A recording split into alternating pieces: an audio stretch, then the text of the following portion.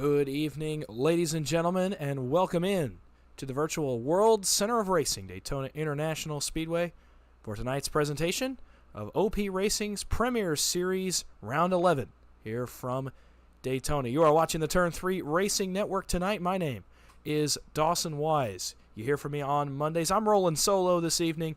KR out of town this week. He has left it in good enough hands. I would say so myself.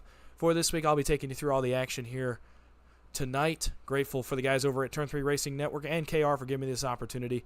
It's going to be a lot of the same that we're used to. Just tonight, it's one of us you have to listen to ramble and not two.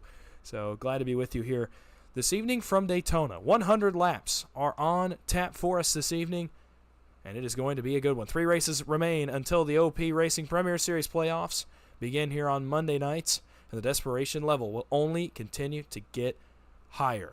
3 races to go. A lot of guys still on the outside looking into the playoff picture, and we will see if anybody can win their way in tonight. Qualifying underway on the speedway as we run right now. You see Daytona 2008 configuration on tap 4 tonight, as these drivers will have to contest the bumpy, rough terrain that is 2008 Daytona. It always provides for a pretty good race, an interesting race, and a unique format of racing we're not exactly used to. You'll see times flash across the left side of your screen here just briefly as we get ready to go here for this event tonight. I will briefly talk about our point situation before we do get going, and you can continue to watch those qualifying times come in. Sebastian Marin is your pole sitter as we run right now, and we will get an idea of what we're looking at for our point standings, and they go as follows coming into tonight.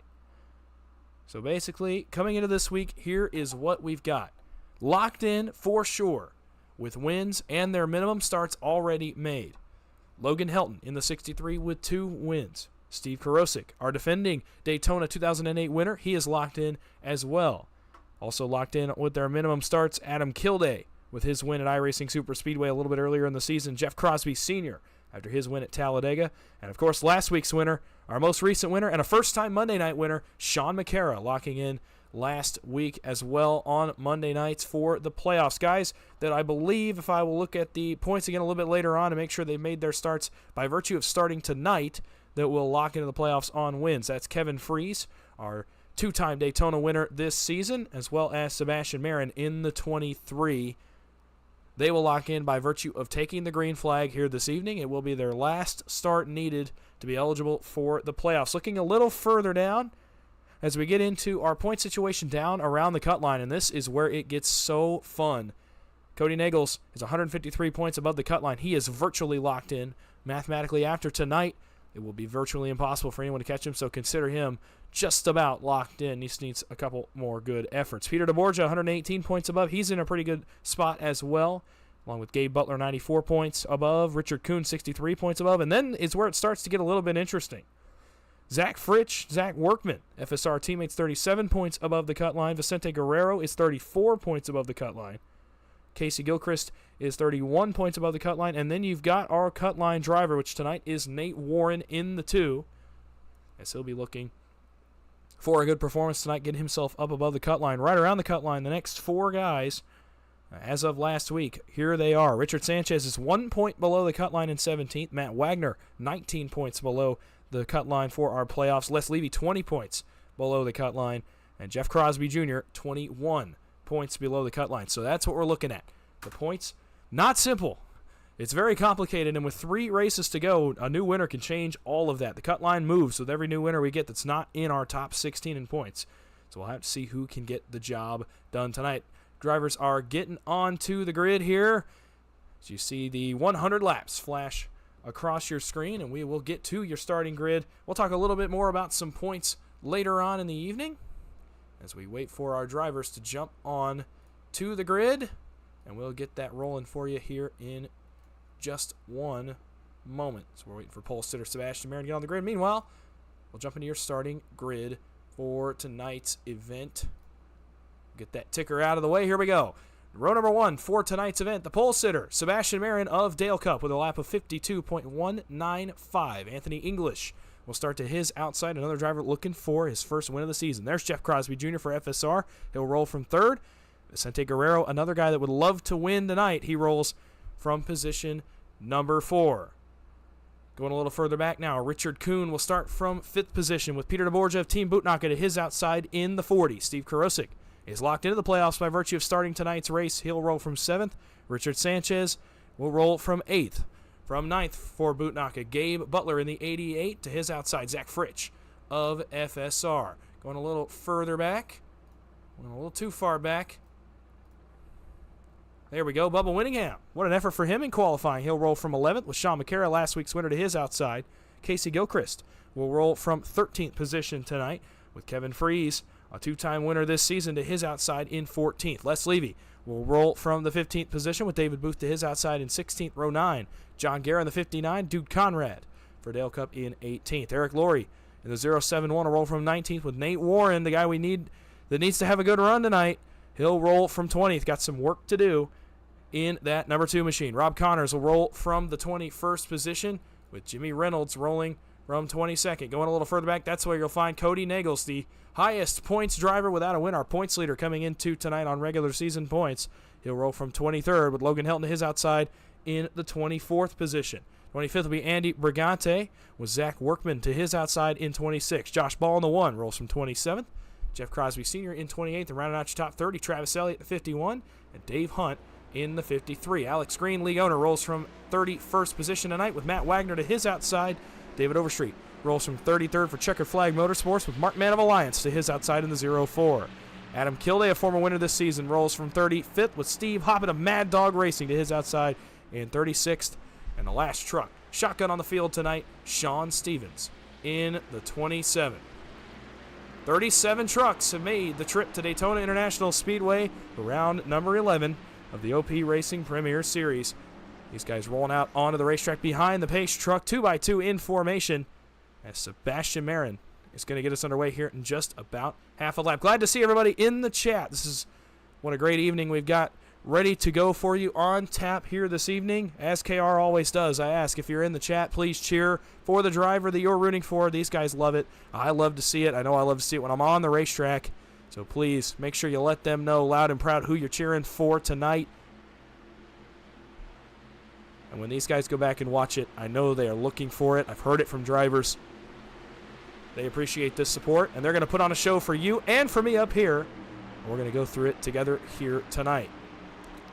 Stage breaks tonight, laps 25 and 50, but they're not breaks. We're going to keep on rolling if we're still under the green flag, so be ready for that. We will award stage points. We will try to get to your stage point winners while we're under green if we can get a decent idea.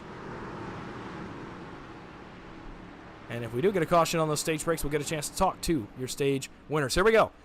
Field off of turn number 4 for the first time behind the pace truck. He will let them loose here. Get out of the way on the pit road. It's another Monday night. OP Racing Premier Series racing from Daytona. Waiting on the green flag. Sebastian Marin leads us down to the start-finish line. Green flag is in the air. We're racing on a Monday night. Pretty good start by Sebastian Marin as Vicente Guerrero gets to his outside help of the Bootnacker entry of Peter DeBorgia, sporting a Zach Workman-inspired paint on that number 40 truck this evening. Sebastian Marin pokes a nose out front, but here comes the top line, and they have all the help in the world that they could want up there. That's going to leave the lead to Dale Cup's Vicente Guerrero, a guy that is looking for a victory tonight, needs a good points night, needs some stage points. Peter DeBorgia pokes out a line. He goes for the race lead. Now Sanchez left to push Vicente Guerrero as DeBorgia noses out front. What a few weeks it's been for Peter DeBorgia. Some great runs. And won the Wednesday race last week at Daytona. So knows this track pretty well. Looking to get out front and stay out front. A little further back, Steve Karosik, Kevin Freese working their way to the front, as is Nate Warren. Warren, the guy to watch tonight for sure, being right on that cut line. Him and Richard Sanchez, obviously wants to go be around the 5-10, wants to mirror his every move, at least make sure he doesn't lose any points. But Sanchez running pretty close to the front right now, so keep an eye on him. Further back, Logan Helton making a move to the outside behind Casey Gilchrist. He's coming to the front as well. But it's all DeBorgia and Marin up front along the top side. Jeff Crosby Jr. left to lead the bottom with the help of Richard Kuhn, Gabe Butler, and Jimmy Reynolds, I believe. Oh, and DeBorgia gets turned off the nose of the 33. More wrecking as Sean Makara goes around. And already trouble on the opening couple of laps. And it started when our race leader, Peter DeBorgia, got turned off the nose of Jeff Crosby Jr. We'll try to get a look at it here for you just briefly. You saw Sean Makara go around. They're just at the tail end of that. This is two separate incidents.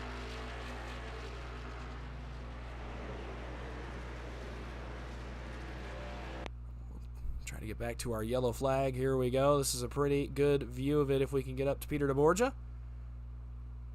Looks like, so we come off the wall camera here. Oh, an off-center push from Sebastian Marin in the 23. Slides the 40 across the banking and across Jeff Crosby Jr. Nowhere to go. And then another incident's going to occur with Sean Makara. Did not get a really great look at that. I'll try to get back here and get an idea of what happened to the 71. Looks like they just stack up. Behind the 23 after this push, it looks like the top line's going to stack up. Obviously, as Marin has to slow down after catching the left rear. Oh, boy. Big shove from Makara and Kevin Freeze through the back of the 71. Unfortunately, not much he's going to be able to do with that one. Not a malicious hit by the 25. Just, unfortunately, can't really control the checkup in front of him. Luckily, Makara, not much damage. Just kind of went for a slide on the apron. Same with DeBorgia. And Jeff Crosby Jr., nobody really sustaining any major damage out of this. Makara's actually just going to slow up and go to pit road while he's at it.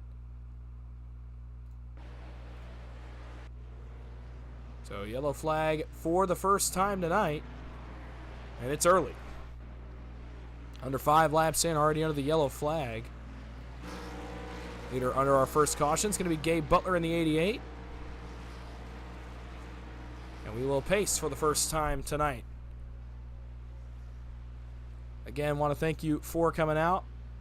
Obviously a change from our normal programming without having KR here, but going to make the most of it. Going to enjoy the time together here that we have watching some great OP Racing Premier Series. What a season it's been for several guys in the field tonight.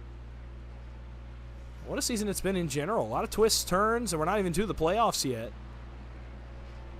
It's still a lot to happen this season. A lot of guys that could win and make their way into the playoffs. And so we will have to wait and see. One of those guys that could win his way in tonight's Gabe Butler. He's in on points as it runs right now, but obviously would like to go ahead and win and give himself the guarantee of making it into the playoffs. Steve Karosik is locked in already by virtue of starting this race tonight. The defending winner on this version of Daytona. And got some added reinforcements a couple of weeks ago when Vicente Guerrero and Cody Nagels joined Dale Cup mid-season. So a 5-truck operation for Dale Cup now, which includes Nagels, Guerrero, Karosik, Sebastian Marin, and Duke Conrad, who's running a little further back right now.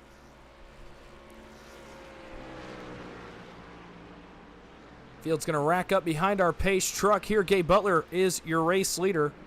Still very, very early on. Lap 5 on the board now. Still a long ways to go. 100 laps total tonight, like normal at Daytona. So still a run to this stage yet to come. Some fuel strategy potentially to come as we get closer to the end of the stage and give out our first stage points of the evening. Bit of a flip in track position up front. Butler, Karosik, Cody Nagels is up to 3rd. Josh Ball is up to 4th. Steve Hoppett, Mad Dog, running in the top 5 in the 131. That's a new paint job on that 131. A bright green and yellow look for him this week. Jeff Crosby Jr. doesn't lose a bunch out of that wreck. He goes 6th on this restart with Richard Kuhn in 7th. Alex Green up inside the top 10 for the first time tonight, as is David Booth. And then you'll find Nate Warren, who has climbed his way into the top 10. Needs a good run. Needs to take advantage now that Richard Sanchez is a little bit further back in the field.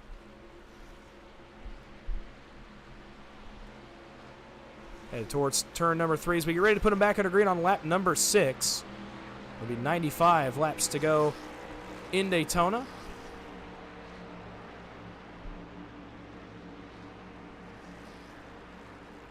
So we look in the chat just briefly.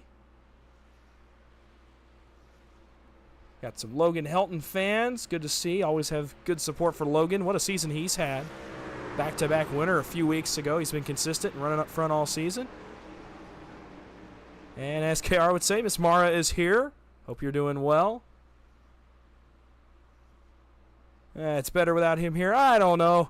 He may say that. I don't know. I'm not so sure. I'm going to give him some credit where credit is due. Regardless, into the restart zone here on lap number 6. Green flag will go back in the air for Gabe Butler in the 88 of Team Bootnaka Esports. And the bottom line fades. Steve Hoppett does not get a good enough restart to stay in behind Cody Nagels. Richard Kuhn's trying to find a way up, not going to get it. As he tries to get around Hoppett up front. About a 6-truck breakaway as Alex Green has found his way to this battle. Bottom line is only Butler and Nagels, so not a lot they can do right here except just ride and try to get in line maybe when the line goes past them. Steve Hoppett coming to the aid of the bottom line. A little bit further back. Josh Ball is going to go for the race lead, though, underneath Karosik. And it's tough to handle this low line in the trucks on that really tough banking, especially when you hit the tunnel in the middle of the corner. And there's some hard side drafting going on, too. Let's see if these guys can handle it. Certainly they can. They're on Mondays for a reason. Cody Nagels jumps up behind Alex Green. Richard Kuhn goes top to bottom underneath Nate Warren. As Steve Karosik continues to lead this field. No surprise. Dominance from Steve Karosik to this point. Trying to defend his victory at this racetrack. Josh Ball underneath him for the race lead with the help of Gabe Butler. They've got a cavalry in the form of Nate Warren and Richard Kuhn now as Warren went top to bottom. Logan Helton topside up against the wall. No help for him up there. But he is the first one to attempt that dangerous third line. Sometimes it works, sometimes it doesn't. Briefly, Josh Ball's going to stick his nose out front. Great push from Gabe Butler. Ooh, the one truck going up the racetrack just a little. They all keep it straight. That banking can be so treacherous sometimes when you're trying to push, especially the way you have to push in these trucks. Jeff Crosby to the top side. Josh Ball almost lost control of that truck through the tri-oval. Gathers it back up. Crosby Green up top, trying to make it happen. Jeff Crosby knows what's on the line tonight. He needs to get to victory lane. He's trying to do just that. Josh Ball trying to keep Karosik out in front. Bubba Winningham, Dave Hunt, and others making their way into this battle as Steve Hoppett is off the racetrack, going to the back of the field. He does not like what he sees up front. And I don't know if I blame him. 2 wide, all the way back, 3 wide, right around Logan Helton, still trying to make it happen. And on the top side, still Crosby Green, and now Cody Nagels has made it into this battle. Trouble a little further back. Rob Connors right around Zach Workman. And we are spinning sideways once again under caution at Daytona. Heavy front end damage on the Rob Connors machine. And yet again, we are going to go under the yellow flag here on lap number 9. Try to get a brief look here. We'll have to go back a little bit further to see. It's 3 wide, right back around Workman, Freeze, and Travis Elliott. Looks like those guys were trying to come to the front. This is Rob Connors, John Guerra, Zach Workman. And looks like as Connors tries to stay off Guerra. He's trying to stay off Workman, who's to his outside. I think he's going to go for the same piece of real estate as John Guerra. And, yep. Bumps him up the track just enough to get into Workman, and then Connors goes for a slide. He's going to bounce off John Guerra once again and slide into the outside wall. They're actually going to collect Zach Workman. Could not miss that one. And Connors with a big hit off the outside wall. Heavy front end damage on the 00 HendrickCars.com entry. Workman goes for a slide, is able to gather this back up. How many times have we seen Zach Workman do this season? It seriously seems like once a week we're talking about Zach Workman making some kind of ridiculous save. He does so once again And so we are under caution for the second time this evening on lap number, what is going to be 10, as the leaders pass by the line and head for their pit boxes. So 2 cautions in the first 10 laps. Remember, the stage is at lap 25, so this pit stop should enable the race leaders to get to the end of the stage. A strategy call, though, being made up front. David Overstreet, Les Levy, opting to stay out of pit road and inherit the lead. So a gamble here from those guys. Going to see if they can stretch that fuel tank to the stage, go get some stage points, try to get some track position.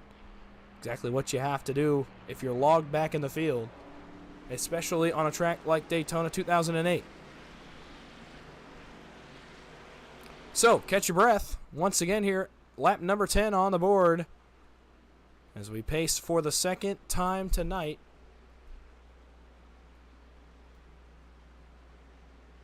Last time we were here, 8 cautions in that race. It did include 2 stage breaks, I do believe. I'm not sure we had taken the stage breaks out quite yet. I could be wrong, though. But 8 yellows on our last time. We're already at 2, 10 laps in. So, pace we're going. Going to need a long green flag run to not get to that 8 caution number at the rate we're getting wrecks here so far to this point.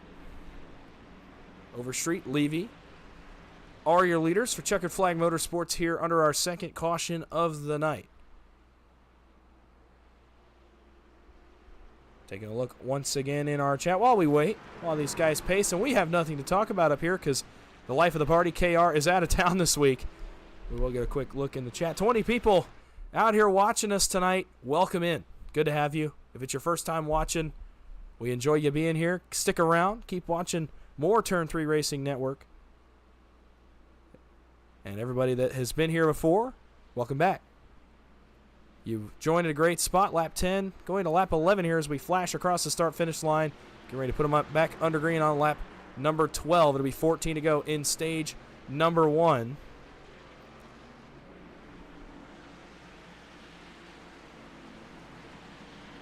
We will go ahead and take a look in the chat. Marvin Overstreet, welcome back. Rooting for, obviously, Dave-O up front in the 68. Country Time Lemonade, nice look on that 68. Looking sporty so far. He's inherited the lead. You're very right. Nice looking truck. We got Baker in the chat. Good to see you, Baker. Hope you're doing well tonight. Well, look, I'll tell you this much. I don't know how much I support that there, Roger, but I don't make the calls. So hey, that's on you. That's not my choice. Certainly can be the life of the party, though. When we're up here together, we have a great time, and obviously we will be we'll be missing KR tonight.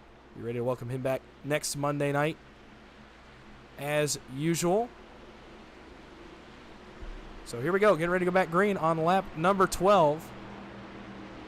14 to go in our first stage of the night. David Overstreet, Les Levy did stay out, like I mentioned. Behind them, all of those guys have come to pit road under our last caution. Steve Karosik, Jeff Crosby Jr., Josh Ball, Nate Warren, Alex Green, Cody Nagels, Bubba Winningham, and Richard Kuhn are your top 10. So we get ready to let these guys loose again. Pace truck getting ready to make the hard left onto the pit lane.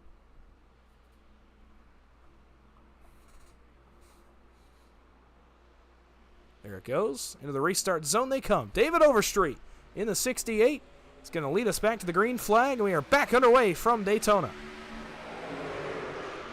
Great start for the 68. Let's see if he goes up, picks up his teammate Les Levy. Nope, looks like he's going to be content to run along the yellow line, the shorter way around this racetrack. Obviously content to be pushed by Steve Karosik, one of the best in the business at being the pushing truck. Josh Ball pretty close to the 0272 inside line, rolling pretty good right here. Now the outside begins to get it rolling once again, and that may hand the lead over to Les Levy briefly as we get down towards turn number 3. No, Steve doing an excellent job of keeping the 68 out front. Lines dead even. Drag race into turns number 3 and 4. Overstreet, wow, what a push by Steve Karosik through the middle of the corner. Overstreet maintains the race lead. Lap 13 going on the board. Here, once we get to the start-finish line.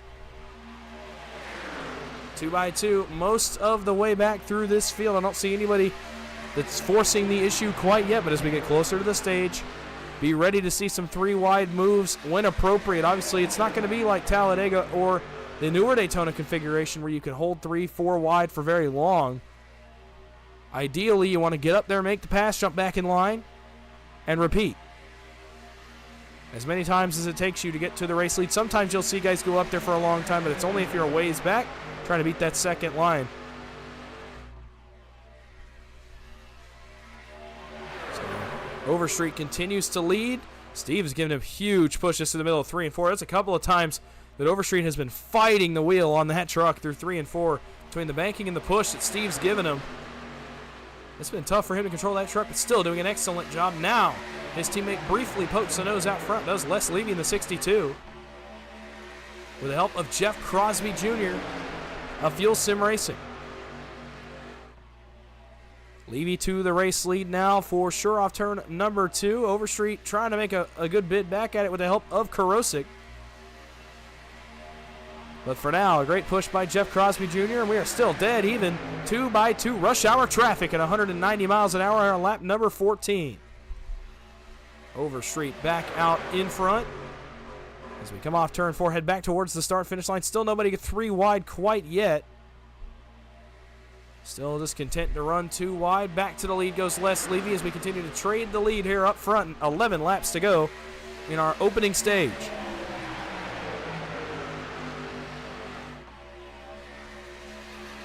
Through 1 and 2, Les Levy, David Overstreet still drag racing for the time being. This time, I think Levy is going to get a nice push all the way out front from Jeff Crosby Jr., who is all over the back of that Maker's Mark 62.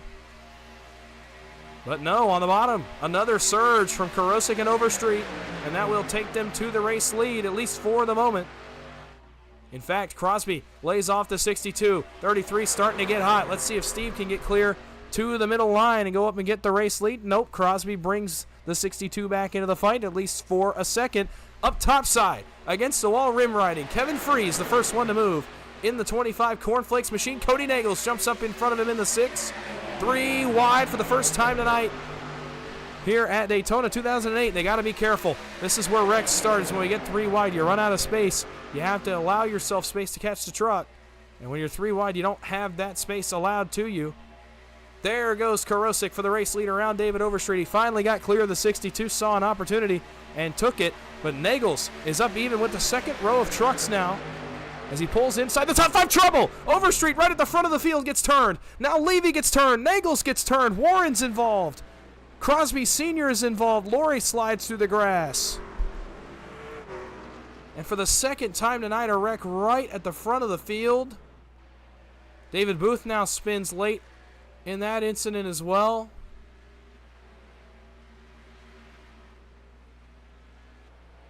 So our third caution of the night comes out here on lap number 18. Excuse me, 17. Boy, this was a pretty substantial incident.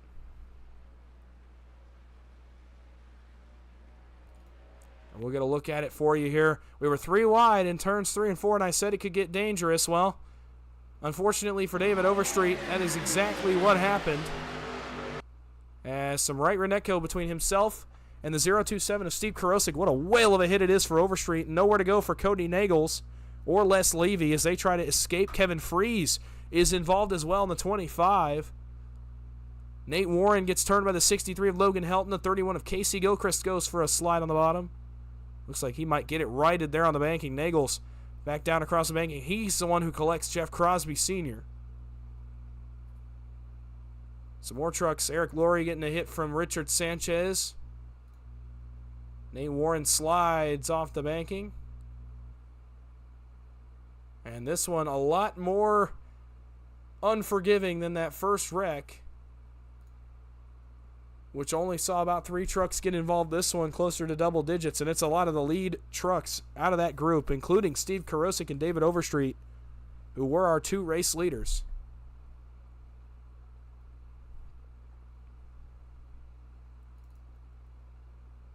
Go back and get one more look at this for you here. From a different camera angle, we're going to actually focus on Nate Warren in the 2 right here.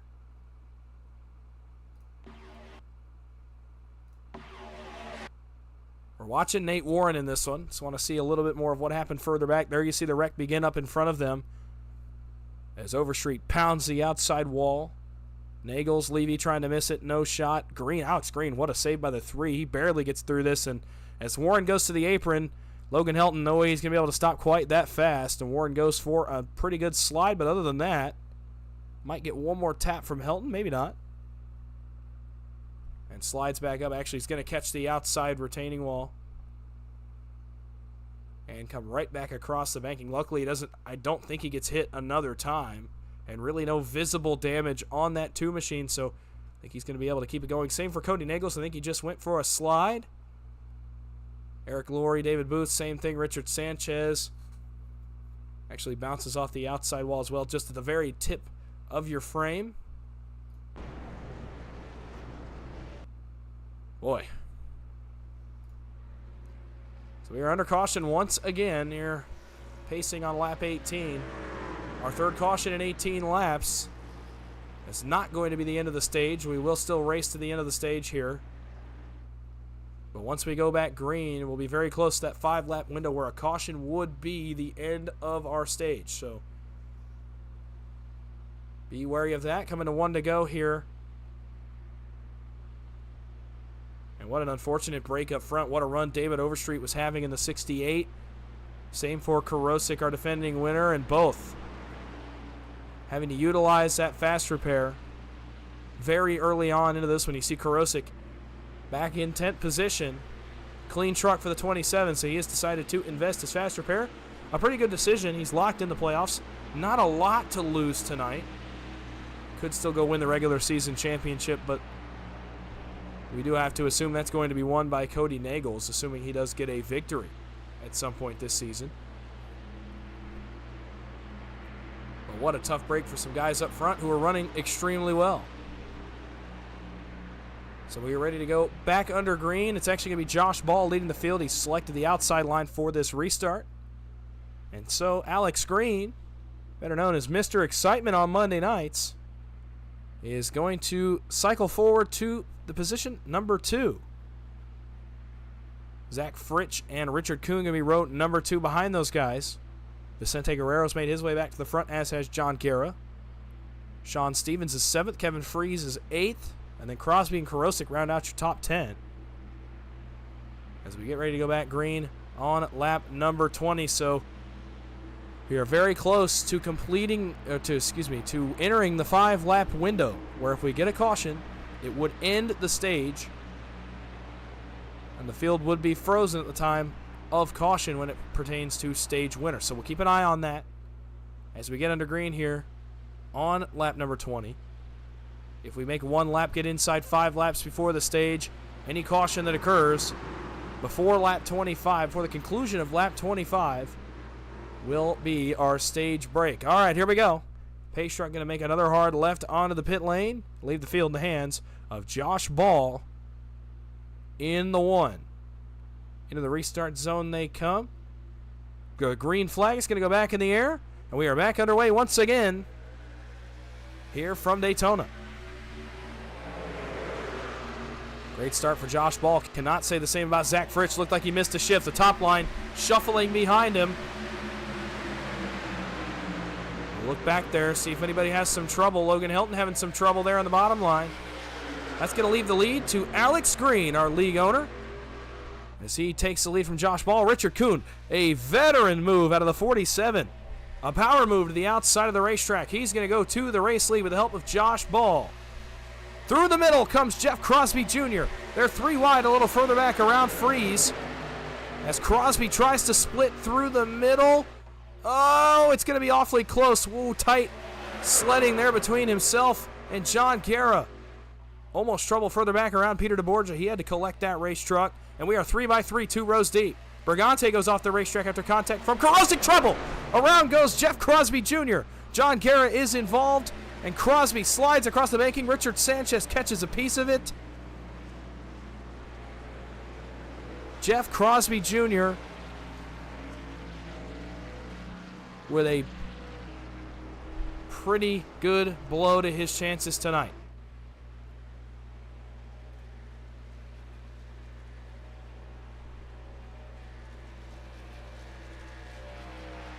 So we will see briefly if that is going to be our stage break. We did get inside 5 laps to go. So we will go ahead and assume that that is going to be our stage break. So we give these guys a chance to hit pit road. The leader under our caution is going to be Josh Ball. So if this is indeed the stage break, then Josh Ball is going to be our stage 1 winner. And we'll actually get a chance to briefly speak to him. We'll let him pit first, though.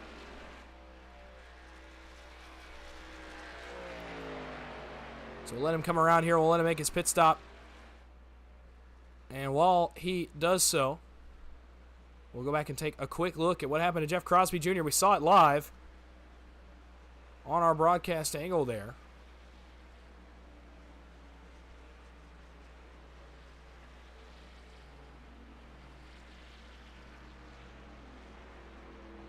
You did see it happen live on your screen. Jeff Crosby Jr. getting turned by John Guerra as they were 3 wide. And that's the perils of 3 wide at this racetrack. You're going to see Crosby, I think, follow the 12 of Fritsch, and as he's coming up, Guerra's coming down, going for the same real estate, and they bounce off the outside wall.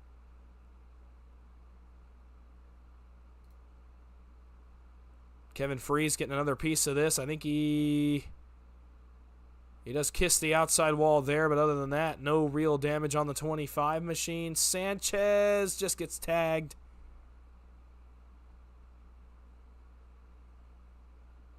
What a tough break for Crosby Jr. He can't catch a break this season. Needed a good run tonight. This is going to hamper him quite a bit.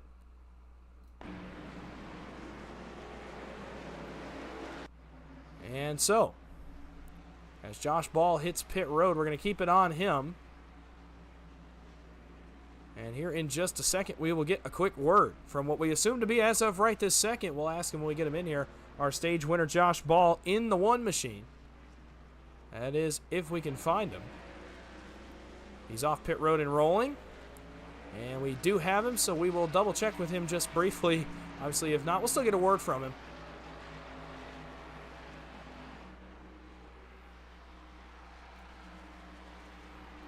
And yeah, we do have official confirmation. We are going to talk to our stage winner officially now, Mr. Josh Ball in the 1, so we'll get him up here and get a word from him briefly. Hey, Josh, it's Dawson up in the booth. You got a copy? Yeah, what's going on? Well, it's been a chaotic start to the race so far, but after all of that, you come away with a stage victory. First off, kind of how you feeling about your own race so far? Oh, pretty good. Our qualifying was pretty terrible, and then we just did some pit strategy there to get ourselves up here and been riding around and got lucky when that huge one happened. So, yeah, feeling pretty good. Got the stage win there. Yeah, you did. And what's the mindset up front right now? It's awfully chaotic. It's a lot more intense than we're used to. Is anybody kind of talking to each other here, telling each other to calm down? Like, what's going through you guys' minds? What's got the aggression so high tonight?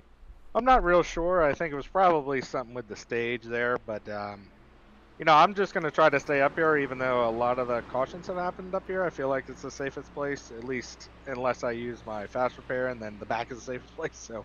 But, yeah, we're just going to try to stay up here and see what happens till the end, hopefully. All right. Well, we're about to let you get back to it here in just a second, but you do win the stage. So anybody you want to thank or shout out? Yeah, just everybody for putting on the league. You guys coming to do the broadcast. It's awesome to come out here on Mondays and have a good time with you guys. All right, well, we'll let you get back to work as the lights are out atop the Pace truck. Good luck the rest of the way, and we'll see if we're talking to you later on. Thanks, guys. Stage winner Josh Ball in the 1. You heard him mention that the front of the field seems to be the safest place to be. I'm not so sure, as 2 of our wrecks now have happened up at the front of the field. So, and really between the 2 leaders. So, I don't know. It remains to be seen. You heard him say if he has to use his fast repair, he's going to bail out. And it's smart strategy to stay up front. Usually being in the lead is the safest place to be in one of these. But tonight, leaders have been involved in wrecks twice in our first stage. So, we'll have to see how it goes here the rest of the way. So we'll re-rack, restack, and get back under green flag racing here for stage number 2 just briefly. Lap 25 actually will go on the board as we take the green flag. So it is still going to be stage number 2 getting underway when we take the green flag. Steve Hoppett stays out under our caution. By virtue of pit strategy, he's going to take the lead.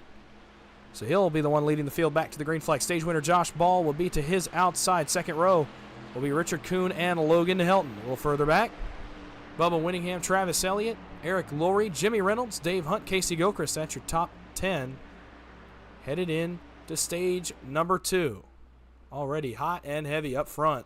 Some intense racing, but a lot of cautions. A bit of a sloppy race early. Let's see if these guys can get it together, get some green flag racing. I'm sure that's what they're telling each other.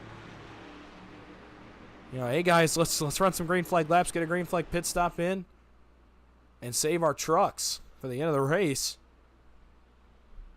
So we'll see what stage 2 has to bring for us. We'll go to lap 50 as Steve Hoppett brings the field back into the green flag restart zone. We are back underway once again as Josh Ball gets a huge launch to the outside with the help of Logan Helton in the 63. Bottom line stacks up just a little bit behind Steve Hoppett. It's going to allow both of those trucks to get cleared. Logan Helton is going to turn the one of Josh Ball onto the apron. Can they save it? Yes, they can. An excellent save by both Josh Ball and Logan Helton as Ball went to block the 63 and could not get it done in time. He waited a millisecond too late. That does split the field up quite a bit and hands the lead to the 66 of Bubba Winningham. Off into turn number 3, a huge moment there. Luckily, everybody keeps it going. Incredible car control there by Logan Helton and Josh Ball to keep from starting our 3rd incident of the night at the front of the field. Now it's a pretty much about a 15-truck breakaway up front. And so the lead handed over now back to Travis Elliott in the 51. I'm going to confuse him with Crosby Jr. again all night, just like I did last week, running the same paint scheme. This week is the 51. Now Dave Hunt goes to his outside with the help of Gabe Butler. So Dave Hunt cycles for the lead. We're going to switch off the lead here quite a bit. The second group, led by Kevin Fries, is closing in on the lead draft, so we'll see if they can get back to them. Top 4 are clear. Nope, make that the top 3 clear to the bottom if they so choose.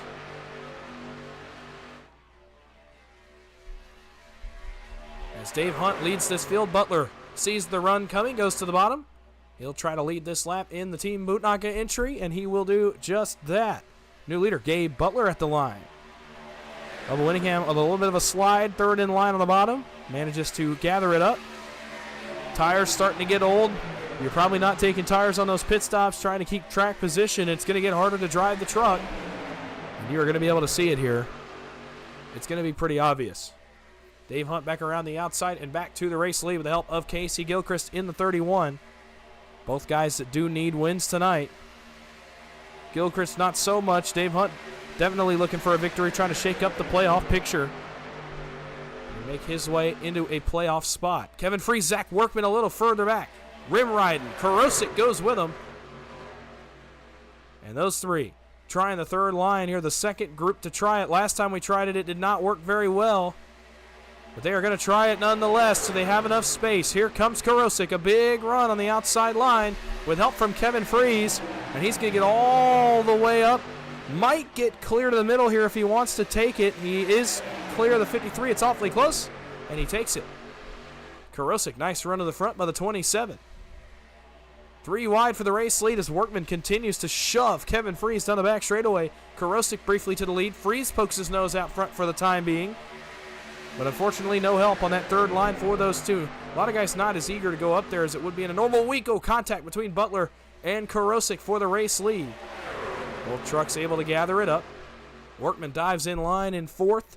on the outside. Now make that third as Karosik goes top to bottom in front of Gabe Butler. It's going to allow Dave Hunt to retake the lead, and Kevin Fries is able to drop in front of Zach Workman. So back to 2x2 racing all the way back through the field. What a race it is here. Still only 29 laps in. A long way to go, and you'd think we were in the final stage already. Still a stage left to go. 72 laps to go from Daytona. Still a lot to determine. Dave Hunt pokes the nose back out front, but not for long. Butler, Karosik, Elliott coming back on the inside line. That's going to allow Karosik to get up in front of the middle. You'll see this strategic move played a lot in the trucks by some of the more seasoned guys in the field. Able to manage the temps of both drivers inside and outside, and also able to manage the runs and keep their trucks out front. But on the bottom, a spirited effort from the Bootnaka teammates. All three now lined up. Gabe Butler, Travis Elliott, and Kevin Fries. Nate Warren is third on the outside, still hanging around the front. Jimmy Reynolds has made his way up here. Eric Laurie starting to make a little bit of a charge to the front, as is last week's winner, Sean Makara.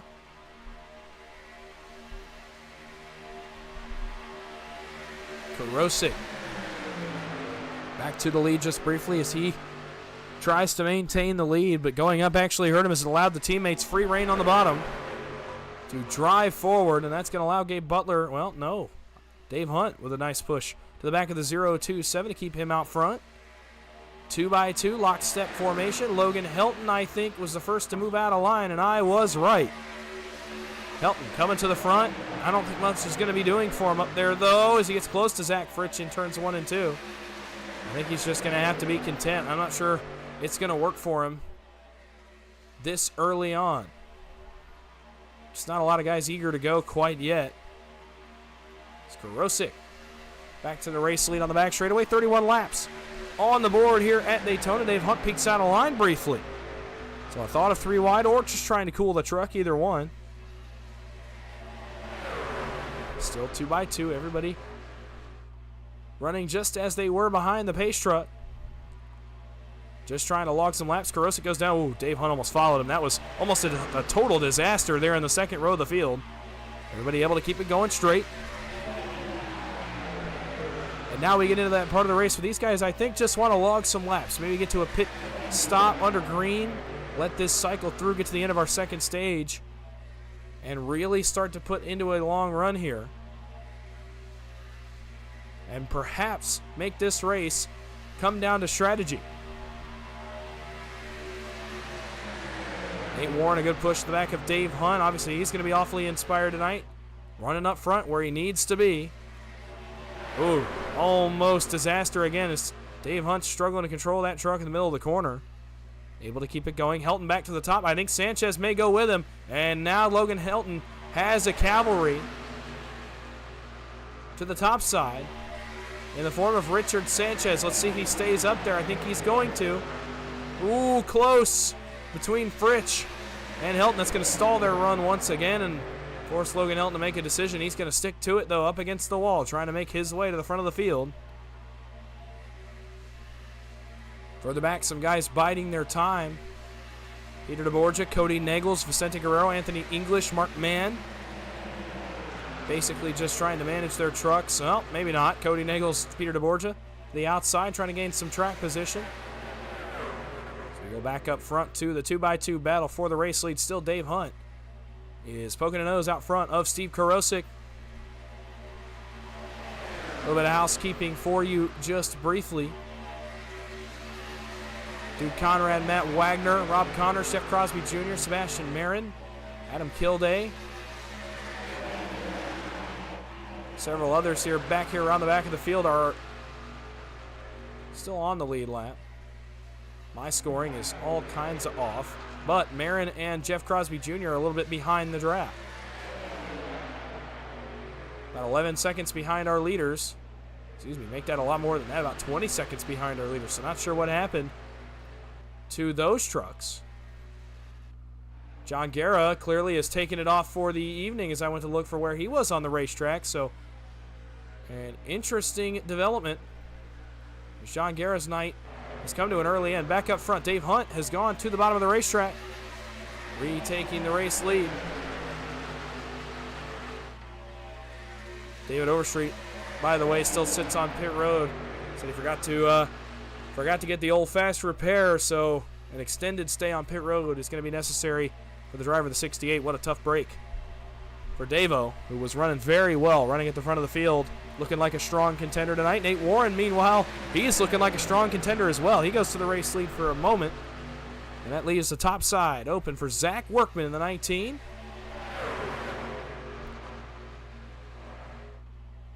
And pit stops for the first time. It's going to start back around Alex Green, Josh Ball, Steve Hoppett, Rob Connors, Mark Mann. Some contact.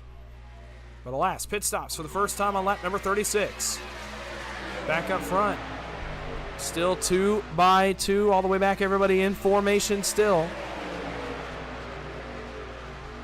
As we get ready for what appears to be our first round of green flag pit stops. Guys cycling to the bottom. Starting to get ready for that cycle.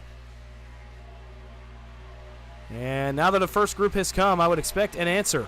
Usually when the first group comes to pit road, you'll see a group respond immediately. They realize, oh, okay, well, they played their cards, now we have to play ours. It's just a game of chicken. Who's going to go first? Let's see if we get some pit stops off of turn number 4. We do. Steve Karosik, Cody Nagels, and Richard Sanchez are on pit road on lap number 37. They pit as a group of 3. Back up front, Nate Warren, Zach Workman, Dave Hunt, Sean Makara, content to keep riding. 14 to go in stage number 2. As we wait for them to make their pit stops, Logan Helton staying out as well. A lot of the guys in this pack staying out. Interesting to see Vicente Guerrero stay out on that lap, considering 2 of his teammates came to pit road. Workman, top to bottom. He takes the race lead, leaves the top for Makara and Helton. Lap truck of David Booth up against the outside wall. Field will go by him, hopefully without issue. Off of turn number 4, once again. Some more trucks coming to pit road. It's Dave Hunt in the 53 as I try to get on him. There he is. And he pits by his lonesome. That's going to hurt for Dave Hunt, the 53. Oh, Rob Connors off the racetrack. Not sure what happened to this 00, but an issue. Logan Helton looking for the lead. Workman thought about going with him. Instead stays on the bottom with Sean Makara. And so the help on the top side is going to be left to Bubba Winningham, Sean Stevens. As we continue our green flag pit stop cycle on lap number 38 of 100. Makara leads the field. Helton, Winningham, Stevens starting to fade on the outside. Steve Hoppett up against the outside wall.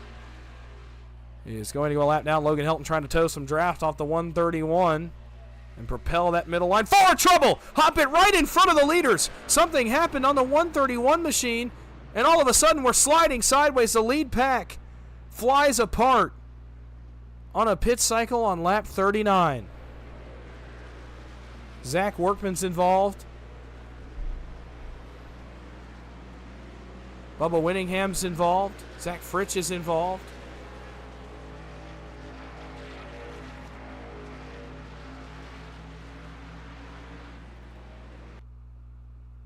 And you saw Steve Hoppett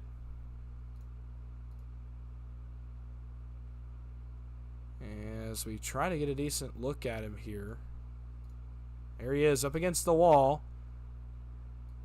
And you saw him, not sure if he bounces off where the safer barrier comes out. I think that's exactly what happens. It is. He gets caught by the safer barrier where it comes out, and right in front of the lead pack. Workman goes up and into the outside wall. Bubba Winningham piles in, nowhere to go. Casey Gilchrist, Sean Stevens pile in. Helton gets away with a slide through the grass. Fritsch gets through it. Looks like Warren slides through pit road. Crosby Sr. once again is involved as he goes up into the outside wall with the help of Bubba Winningham. Jimmy Reynolds couldn't quite get slowed down. He's involved. Actually, Fritsch does go for a slide a little further up. You see him sliding at the top of your screen on the apron. And the rest of the field coming to a stop on the apron as the track mostly gets blocked. Looks like that's the extent of what happened. To bring out our fourth caution of the evening.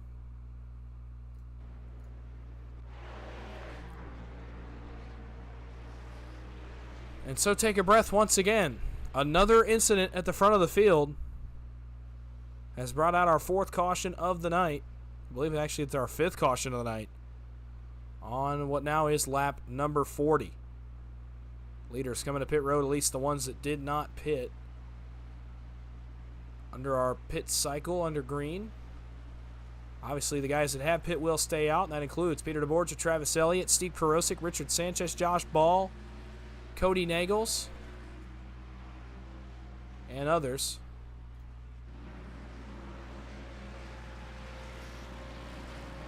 Lead will remain with Dave Hunt in the 53, who pit by his lonesome, was able to cycle back out in front of those first 2 groups that pit.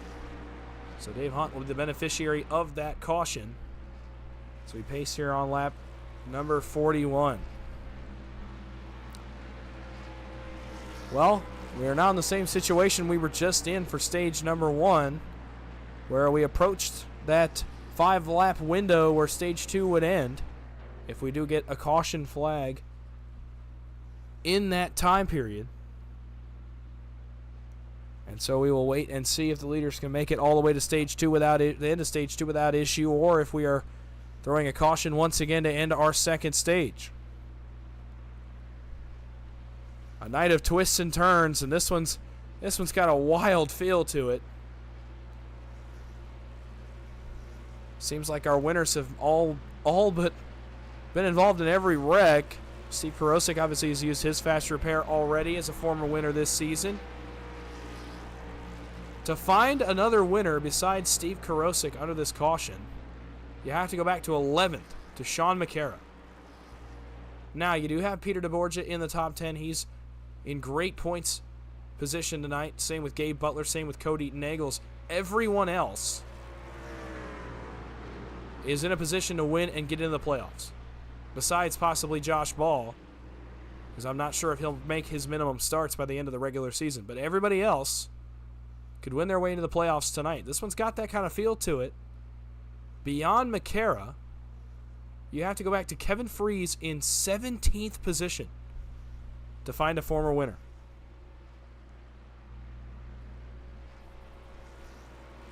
So it's turning out to be one of those nights where we get a first-time winner.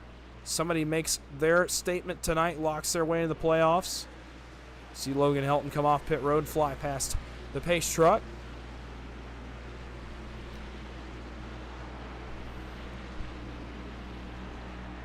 And so we will re-rack the field here on lap number 42.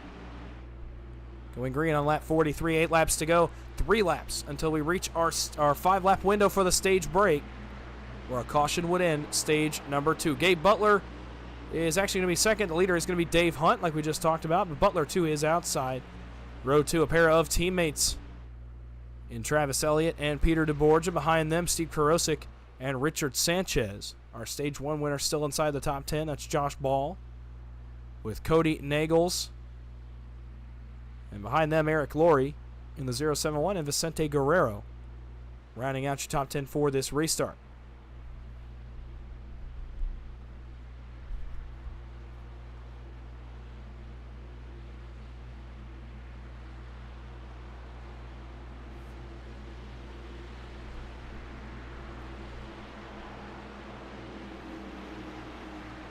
Approaching halfway home, Daytona 2008.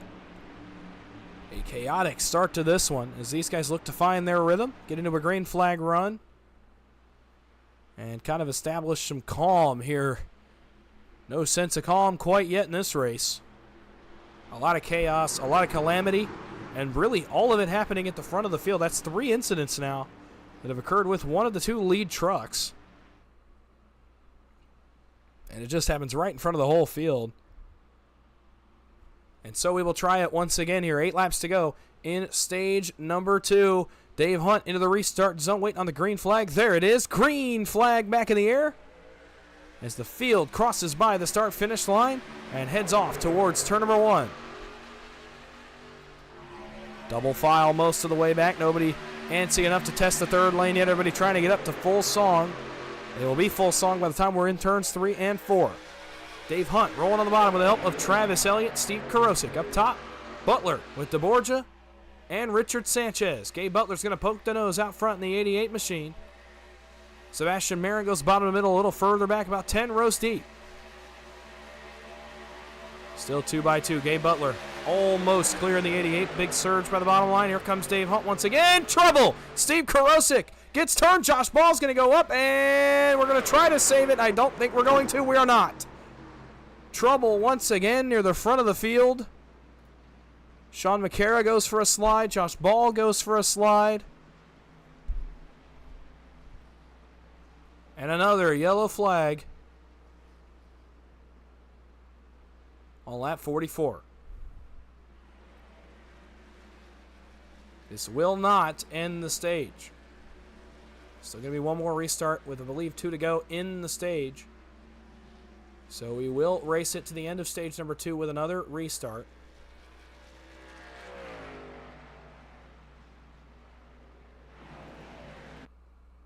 You saw it up a little further with Steve Karosik. That was what started this incident. So we go back just a little bit further. He drifts up. On the entrance to turn 3, you're going to see him hit a bump. His truck shoots to the right, and Josh Ball, not able to lift out, catches the left rear quarter panel of the 027, sends him spinning to the apron. Josh Ball gets a hit from Eric Laurie, goes up and maybe catches Vicente Guerrero. Holy cow, that was close. Josh Ball trying to save it, and then Bubba Winningham gets a piece of Kevin Freeze a little further back and turns Sean Makara. And Josh Ball actually is going to get spun all the way around by the 071. Freeze up into the outside wall. Karosik in it, Winningham in it. Actually, big damage on the 25. Josh Ball is going to pancake the outside wall at the front end of that truck. We're actually going to go back and get a little bit better look at what occurred with Kevin Freeze. Here is the 25. You'll see the wreck start to happen in front of him. He's going to get a little bit of help from the 66 as he's trying to stay off Casey Gilchrist. Unfortunately, you can't all go for that real estate. He catches Sean Makara. And ends up in the outside wall. Richard Kuhn gets a piece of this as well in the 47. The front bumper cover coming off the 25. Winningham makes big contact with the outside wall. I think that's the only trucks that got involved. So Winningham bounces back down the banking. Yeah, it looks like everybody behind them was able to get it woed up.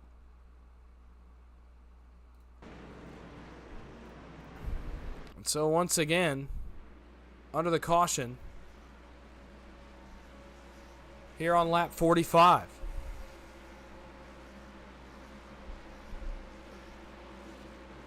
Dave Hunt is your race leader as we run. Like I said, that does not end stage 2.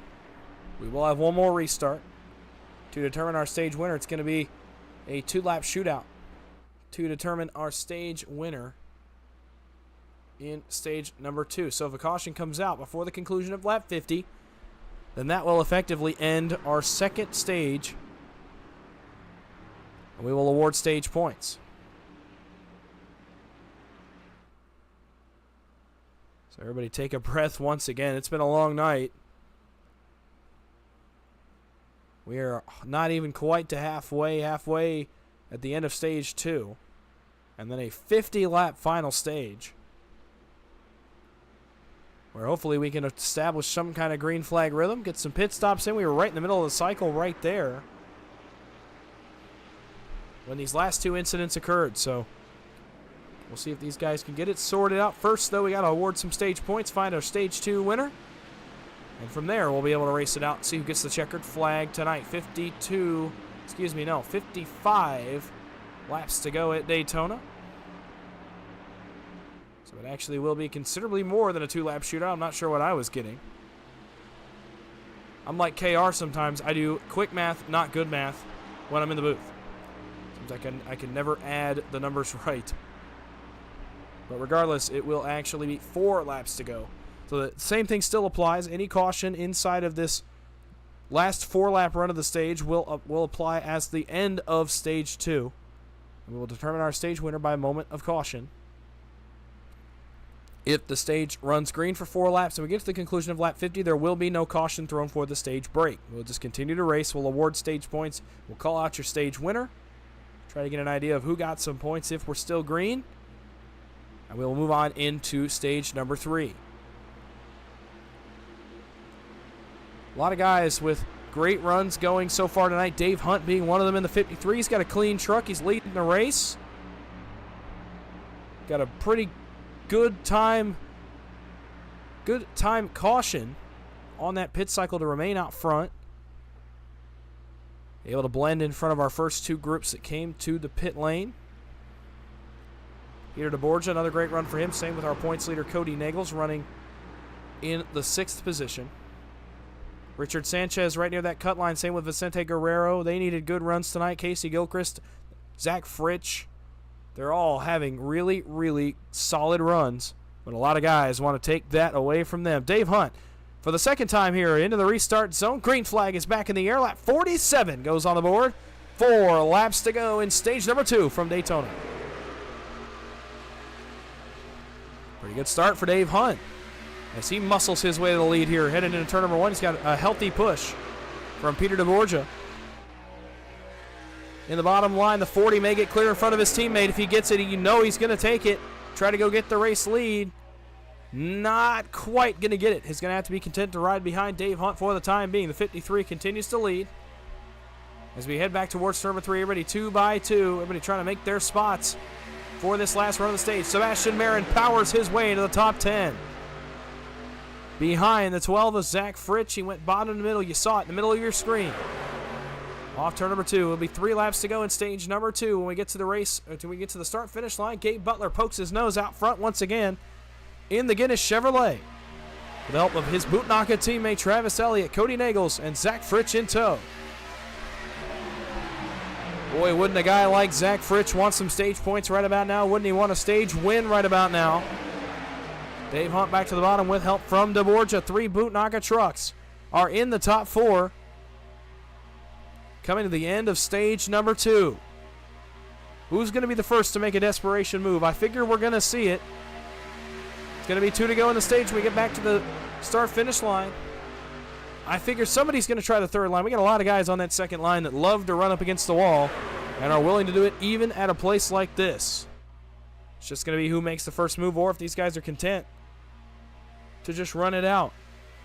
2 laps to go, stage 2. Everybody 2 by 2. Staying in line so far. Next time by, it'll be our stage white flag.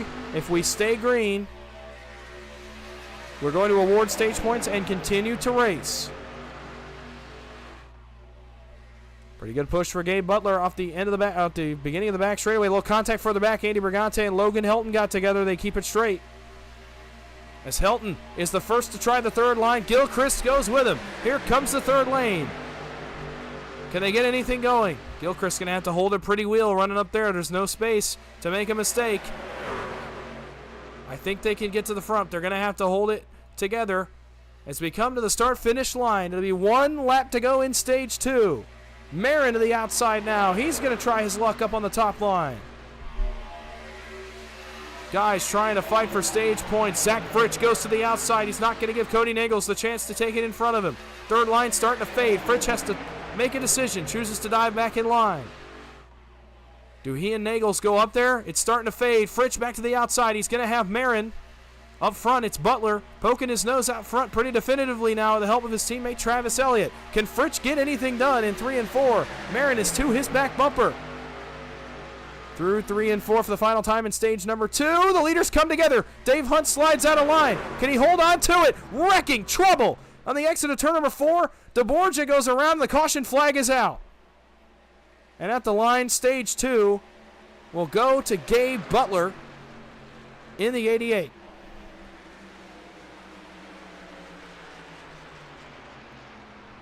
Whew. What an end to stage number 2. Dave Hunt, Peter DeBorgia, and others getting involved in that wreck. We'll take a look at what happened. Or at least try to get a look at what happened.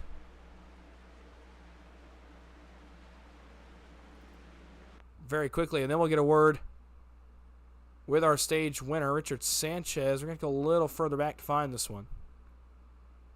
There you see Dave Hunt a little further up. We're actually going to focus this on Sanchez because he gets around. Contact right here between Butler and the 53 of Dave Hunt as Hunt slid up just a tad, and they got together, and Dave Hunt does an excellent job of saving this the first time, but unfortunately it's going to slide up, and as he slides back up, you're going to see him get some contact from the 40 of Peter DeBorgia. They go for a synchronized spin, as does Richard Sanchez, who I think actually is going to keep this straight. He and Dave Hunt both do.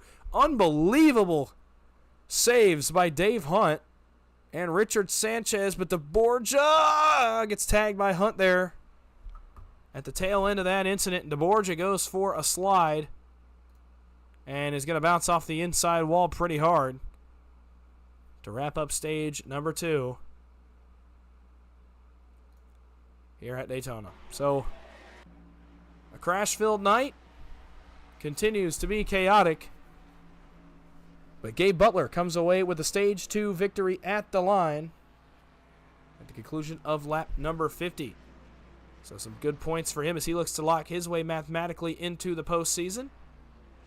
And we'll let him make his pit stop. Then we'll get a quick word with the driver of the 88, see how his mindset is right about now after that stage win as he rolls out of his pit box and out onto the racetrack.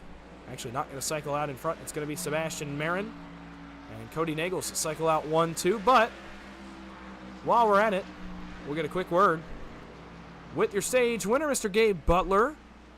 And I will go grab him here, and we'll get a quick word from him and let him go back to work here as we get ready to start stage number 3.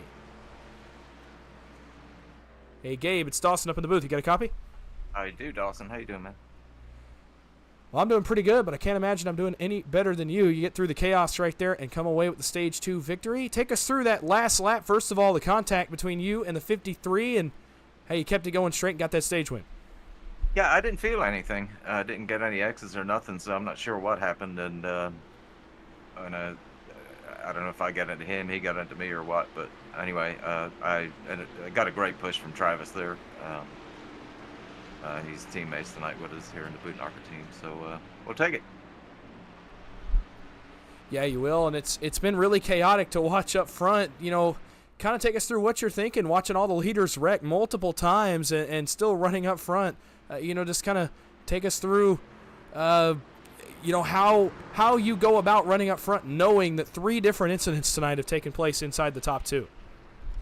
Well, my philosophy here is you really got to take tires. I just took 4 on that pit stop, and if it means giving up some track position temporarily, then so be it. I don't know if it's guys not using their tire option or what, but I don't know. I like I said, at this track, definitely got to take tires. All right, well, we'll let you get back to work here as the lights go out atop the pace truck really quickly, though, for your stage 2 win. Anybody you want to thank? Yeah, again, a big shout out to Travis for that push there, and of course all the guys that I'm running with tonight, Peter, Eric, Kevin, and Travis, and Team Bootnocker.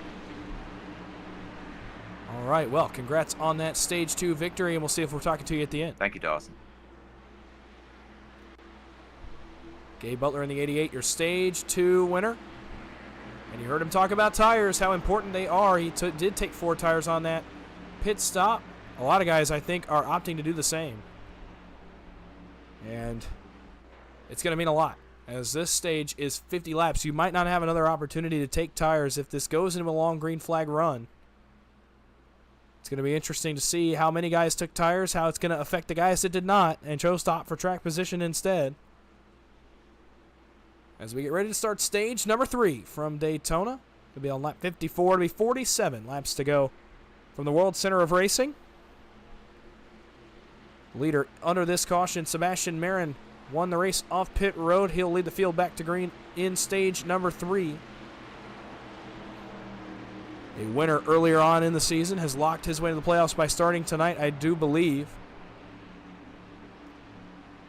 If he hasn't, he will make that start here in the next couple of weeks. So Sebastian Marin, not a ton to lose tonight with that victory already in his pocket, but would love certainly to get a second and get some more added points position for those Monday night playoffs, which are coming up in just a few weeks. About 4 weeks' time from now will be the playoff opener. So Marin would love to get himself a nice cushion as we head towards those playoffs. Outside of him, the best guy in points without a win, Cody Nagels. Can he get it done? 47 laps to go. Green flag is back in the air. And we are back underway for stage number 3 here at Daytona. Good start both lines there. As Nagels is going to go to the lead with the help of Logan Helton. Cody, no wins in Season 11 of Monday Nights. Still searching for that first win, but has had the most success of anyone in the field points-wise. He's surpassed triple digits in bonus points by virtue of leading a lap, stage points, etc. The only thing missing from Cody's resume this season is a victory. Certainly would love to get that tonight and lock his way officially into the playoffs. Not have to rely on math. For the last 3 races of the season, he's been close a few times, but always seemed to play second fiddle or get caught up in a crash. He goes to the lead, though, here. 55 laps on the board. And it's Cody Nagels to the lead for the first time tonight in the 6 for Dale Cup. He's got a teammate to his inside, a teammate 3 trucks back. 2 Alliance teammates, row number 2, though. Mark Mann and Logan Helton. Marin pokes his nose out for a brief second.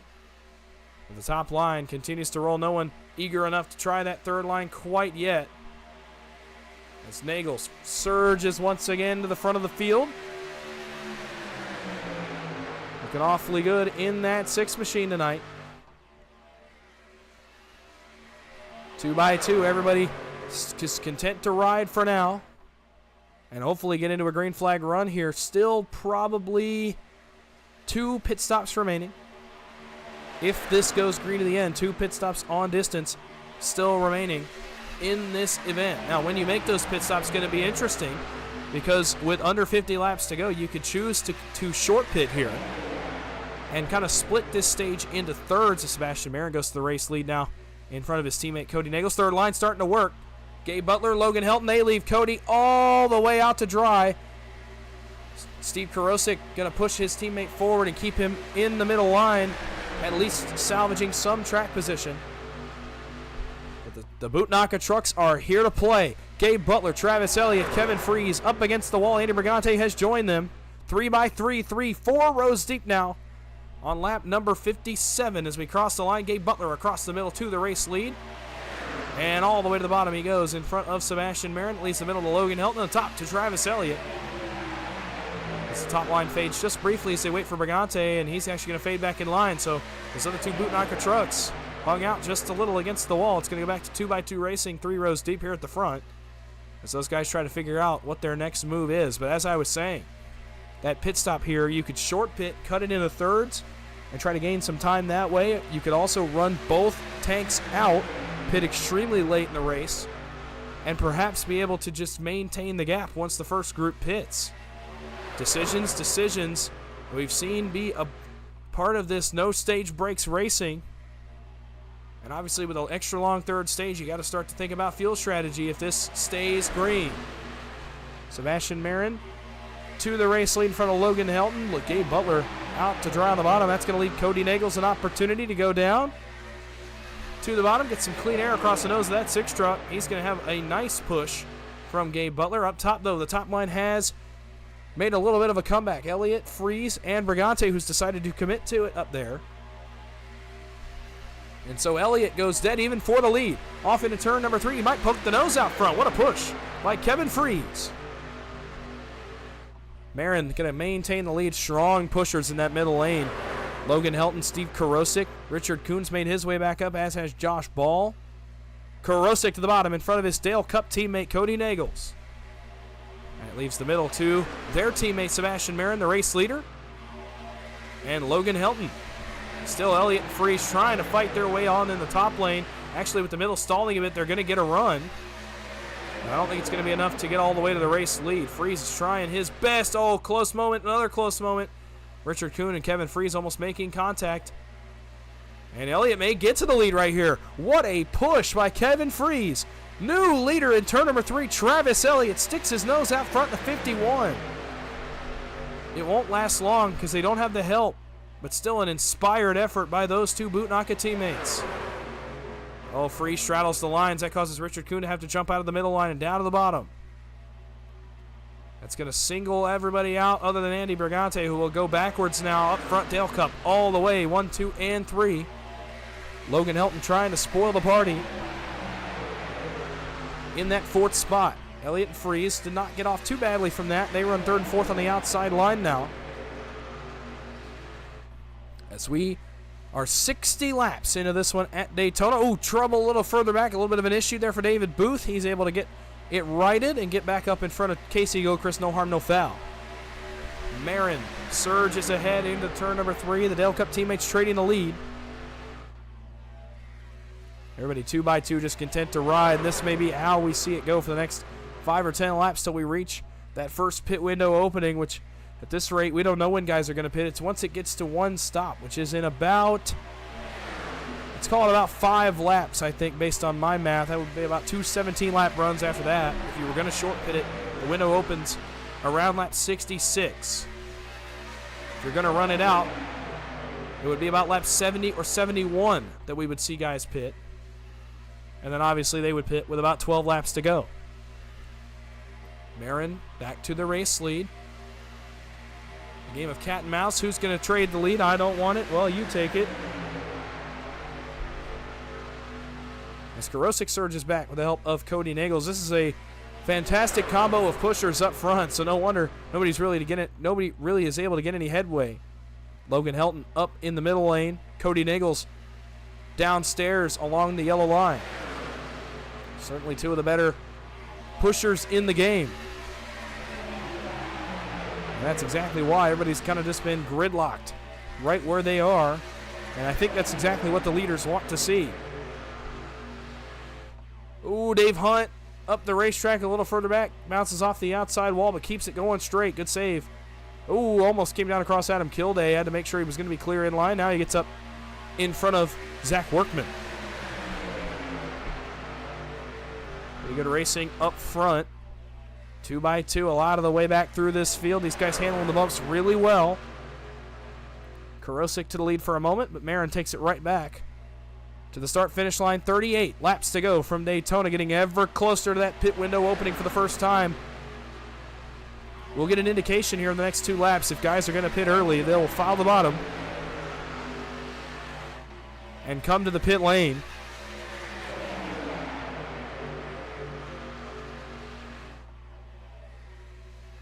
And third line rolling. Travis Elliott, Kevin Freeze are going to try it once again on the back straightaway. The 51, the first to move. And Travis Elliott briefly pokes the nose out front, but still no third truck willing to commit. The hope that basically those guys have up there right now, ooh, trouble almost. The hope that those guys have is that when they do that, the middle line and bottom line will be separated to the point that Kevin Freeze can basically tandem the 51 to the front and cycle him in front. Oh, they've got a third now. They've actually got 4 trucks.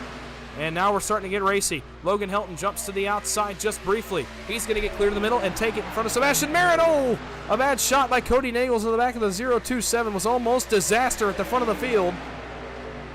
Everybody able to keep it going. It's going to allow the top line to roll here for a brief second. Travis Elliott with the help of Kevin Freeze, and now Dave Hunt in the 53. Problem is, middle line starting to push. Same with the bottom. Top 2 are clear. Oh, Marin tried to take it. Wasn't there. Nagels keeps Karosik up in this fight for the race lead. Third line still trying to roll. Elliott, Freeze, and Dave Hunt. Oh, a shake in the middle line as it's stacked up behind Logan Helton and Sebastian Marin's Josh Ball's all over the 2 leaders in the middle. Trying to give that outside line problems, keep them stuck against the outside wall. Now Travis Elliott surges to the race lead on lap 65. An excellent push. Trouble further back. Josh Ball and others now as Richard Sanchez is around, and we're spinning once again. Josh Ball in the 1 collects Dave Hunt. They collected Richard Sanchez.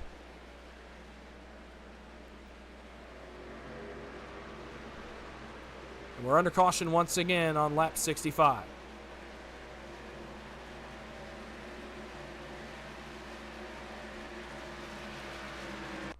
we're going to look at it. You saw it start there between Dave Hunt and Josh Ball.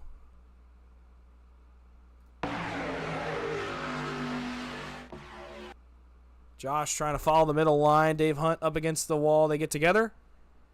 They bounce off the outside wall. Thought we were going to have it righted. And as Ball tries to collect the truck, he slides back down the banking and catches Richard Sanchez. And they go around. Big hit for the 5-1-0. Adam Kilday is involved. He's going to go to the outside wall. Dave Hunt gets involved a little further back. David Booth off the bumper of Sean Makara. We'll actually go back and get a better look at what happened there. Looks like just as Booth actually is going to come back up in front of Makara. Makara doesn't expect to see him, and not much he can do as Booth comes back up the racetrack and gets a little bit of help from the 71. And once again, another caution flag near the front of the field. Sanchez might actually get hit by Makara. No, Makara stays off of him. And so once again, pit stops on lap 66.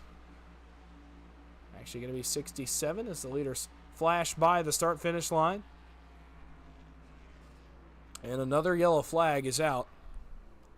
Getting close to late in the going. This is going to make it almost a one-stop race. It's pretty much a one-stop race from here. It's going to be right on the number. Steve Karosik going with right side tires on his pit stop. Several guys with the trucks on the jack here on this round of pit stops. So tires being taken by some of the guys at the front of the field.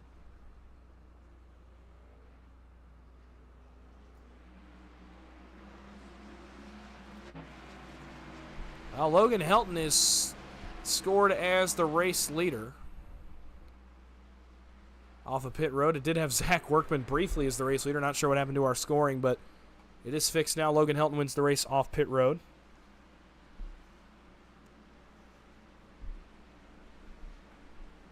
And once again, we pace here at Daytona inside of 35 laps to go. In a race that, I'm going to be honest, feels a little bit never-ending. It's a long ways to go in this one until we even decide a winner. There'll be 2 attempts at a green-white checkered a little bit later on.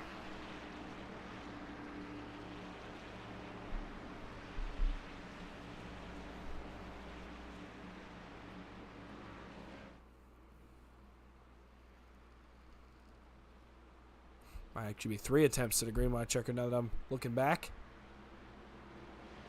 And at the rate we're going, I think we're going to need all of them. So this last pit stop may not solve much for you. You may still be short on fuel based on those green-white checkered attempts. All right, let's catch our breath here. Inside 35 laps to go. Get ready to rack the field back up. Logan Helton, Travis Elliott, Sebastian Marin, Gabe Butler, Kevin Freeze, your top 5. 3 of those 5 are Team Bootnaka trucks. Mark Mann is 6th. Cody Nagels and Steve Karosik, the teammates, are 7th and 8th. Richard Kuhn is 9th. Nate Warren is back inside the top 10.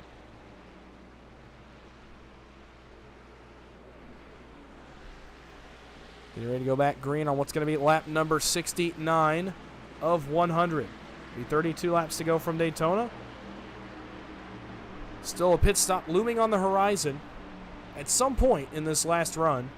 Whether that's under green or under yellow is yet to be seen.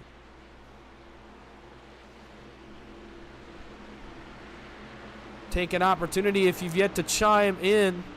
Go ahead and do so right now in the chat. Let us know who you're supporting tonight. Let these drivers know you're rooting for them. A lot of guys in here fighting for those remaining playoff spots. A lot of guys outside looking in. Could use some support right about now. Inside 35 laps to go, so let us know. Who do you think's going to win? Who you rooting for? Sound off in the chat. We want to hear from you. So we are under the caution here, coming to green. About a half a lap till we'll let these guys loose once again with 32 laps to go.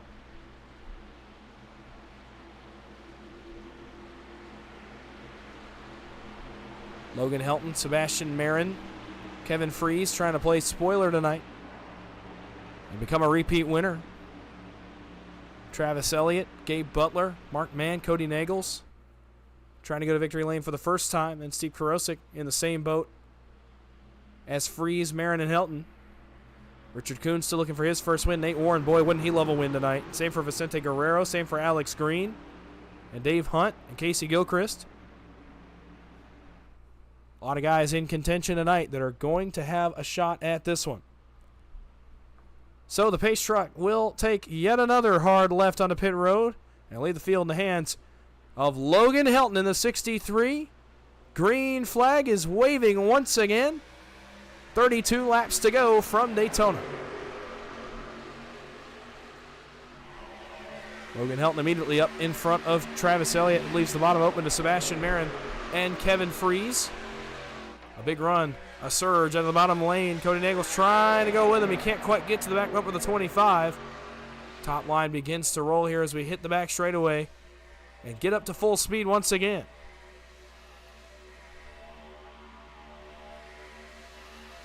You begin to ask the question now as we're 2x2 and into turn 3 of who's got their fast repair left. A lot of trucks that are going to be without one for the last run to the checkered flag, so be aware of that as we get closer and closer to the end of this race. Helton to the lead. Back to the start-finish line. 31 laps to go as lap 70 is on the board. As Marin surges back to the race lead for the time being. He goes top side in front of Logan Helton. Helton going to give him a push in the middle of the corner. I'm not sure I'd recommend that, but he does it anyway. Leaves the bottom in the hands of Kevin Freese, Cody Nagels, and Richard Kuhn.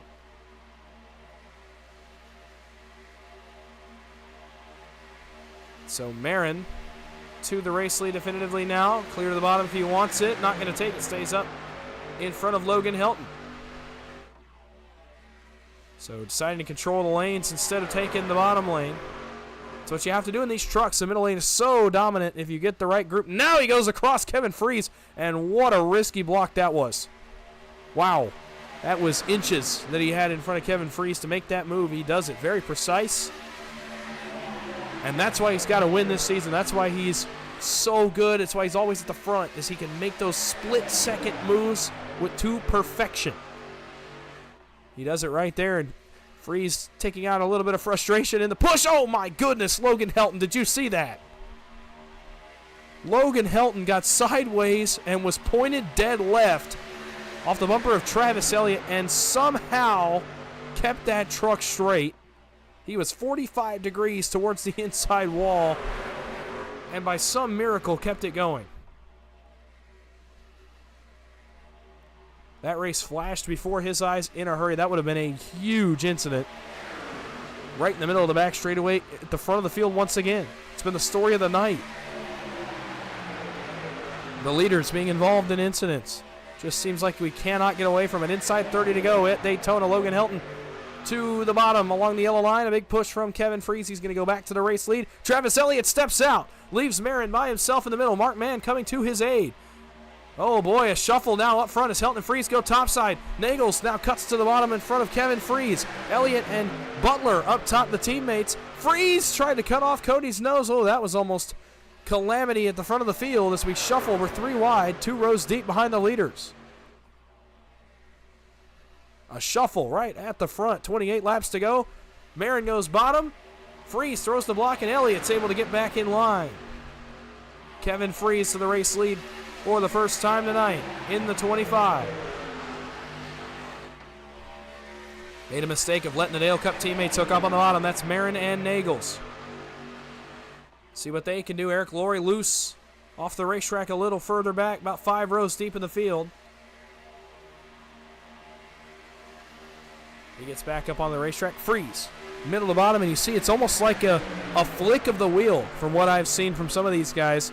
Literally, it is an instantaneous motion. It's one flick and you're down across the bottom line, one flick and you're back up top. Whether you can believe that or not, a lot of these lane changes these guys are making, at least these guys right here at the front, are just quick flicks of the wrist. You just have to not even hesitate. Just bam, you're down, bam, you're back up. You have to be able to process that move and make it all in about a half a second. Or else if it's too late, then a block becomes disaster for you and the guys behind you. Logan Helton, meanwhile, back out in front of the field. A great push from Travis Elliott and Mark Mann. Gabe Butler, Steve Karosik working the top side now as Butler surges back to the front of the field. The problem is they don't have a third truck up there. Same problem that Freeze and Elliott were having. A little early in the race trouble. Mark Mann is around with Richard Kuhn a little further back. And they're going to come back across the racetrack, collect Les Levy, and the caution flag is out once again on lap number 75.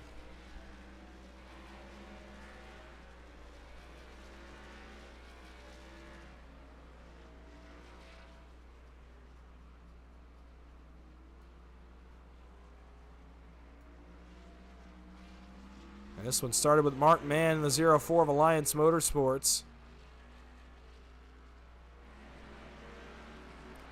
And something happened in the middle of 3 and 4, so we were watching a different battle. Mark Mann got hooked sideways. We'll go back and take a look. He's already around. We got to get a little better angle of this as well. Here's a pretty good one. So we're going to have to back it up a little bit. Mark Mann in the middle of 3 wide between Karosik and Richard Kuhn. And Richard Kuhn clips the left rear quarter panel of the 04. Turns him sideways. They slide down across the racetrack. I think Mark is going to overcorrect this truck. He locks it down, trying to get it going back straight. It looks like he has it right here. Instead, the rear wheels grip the racetrack. Well, actually, he does get it going back straight. And is going to try to hook it back to the right. Oh, contact further back. DeBorgia and Levy make contact. Les Levy, nowhere to go. Slams into the back of the 04, Mark Mann. So a tough break for Mark and Les there. Kind of just some contact further back. Anthony English bails to the grass. And we'll try to get a decent look at what happened between Peter DeBorgia and Les Levy.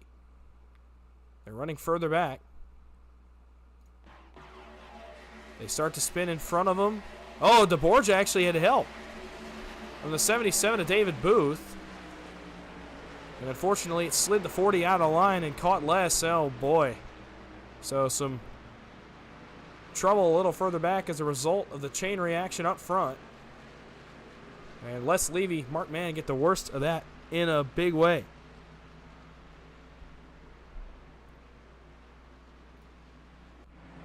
Back to live action. Try to get back up front. As Josh Ball has re-inherited the race lead here under our, what I believe is our 9th caution of the night, if I'm counting correctly. Maybe I'm wrong by a couple. But it feels like it's about the 9th caution, so that's what we're going to go with. 76 laps on the board. 24 to go when we hit the start-finish line. We'll re-rack and go once again. For sure a one-stop race now, but not quite to the point that everybody can make it. About 8 more laps and then everybody can make it.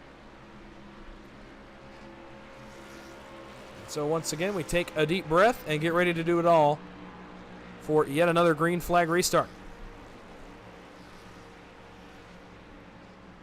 In the chat just briefly here while we pace once again. Josh and Jeremy Medlock, what's up, boys? Good to see you out here. Thanks for tuning in on a Monday evening. Go check those guys out on Saturdays. Or the Saturday series for OP, if you haven't yet. It's a pretty great time. I've run a few Saturdays this season. So good to see those boys out here. Rob Connors takes a left onto pit road. He is not on the lead lap. So 1 to go. Here as we cross the start-finish line, Josh Ball is your race leader with 24 laps to go. We'll go green on lap number 78. Sebastian Marin, Kevin Freeze, Logan Helton, Steve Karosik, former winners 2, 3, 4, and 5. And then you have a bunch of guys that want to steal one tonight. Cody Nagels in 6th is going to line up outside of row number 3. With Nate Warren and Vicente Guerrero, row number 4, and rounding out your top 10, Zach Workman and Dave Hunt.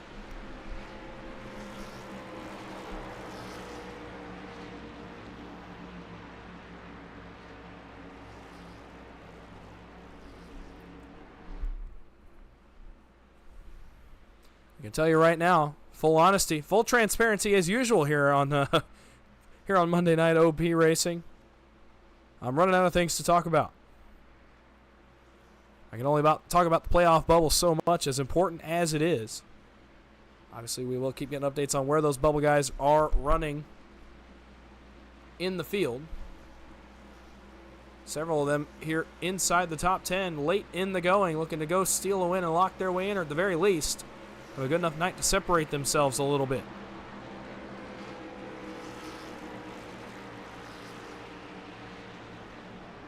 So Josh Ball won our first stage, been looking good tonight, got back to the front on this yellow flag pit cycle, and will be your race leader for yet another restart as we get ready to let these guys loose again. 23 laps to go when we take the green flag. We're getting down to it now. It's almost crunch time. Still a pit stop to be made if we get to that point. 23 laps till we crown a winner tonight. Josh Ball leads the field back into the restart zone. They're back on the loud pedal. Green flag is back in the air. 23 laps to go from Daytona. The drag race is on to turn one between Josh Ball and Sebastian Marin. Inside will prevail in the middle of the corner as they have more help. Josh Ball will surge forward and take the lead once again. But the top line going to roll as Steve Karosik bails on the bottom. He goes to the middle, and now all the energy is up in that outside line. Sebastian Marin rolls easily to the race lead as Josh Ball and Kevin Freese wait on the cavalry to arrive. And it does in the form of Nate Warren and Zach Workman. Up front, though, Marin is out front in front of Logan Helton. Steve Karosik, Cody Nagels, Vicente Guerrero, Dave Hunt make up the outside line. Top 6 trucks up there. And trouble up front. As I was looking at the battle, it's Sebastian Marin, and unfortunately for him, no caution yet. As he gets to pit road, and oh boy, a horrible break for the race leader, Sebastian Marin. No caution for the incident involving the 23. Now the caution flag is on the racetrack. And it's more trouble further back. Ay, ay, ay. First off, we're going to get one more look at what happened to the Sebastian Marin machine. As even I was not even... They caught me off guard there as well when this happened. Is another incident inside the top 2. How many times have we seen an incident start inside the top 2 tonight? We got to be getting close to a record of some sort. Marin, the field scrambles to get around him as he has big damage on the front end of that 23 machine as he bounces off the outside wall. And now a little further up, I think we're going to have some more trouble. Gabe Butler looking for another incident here. So these guys go off into turn 1. Perhaps they did just throw a little bit of a late caution. Oh, no, they did not. Logan Helton and others getting around. Actually, we got several trucks around. We got a lot to unpack. And when I say a lot, I mean a lot. So let's go back. Let's see what happened to Logan Helton in the 63 first.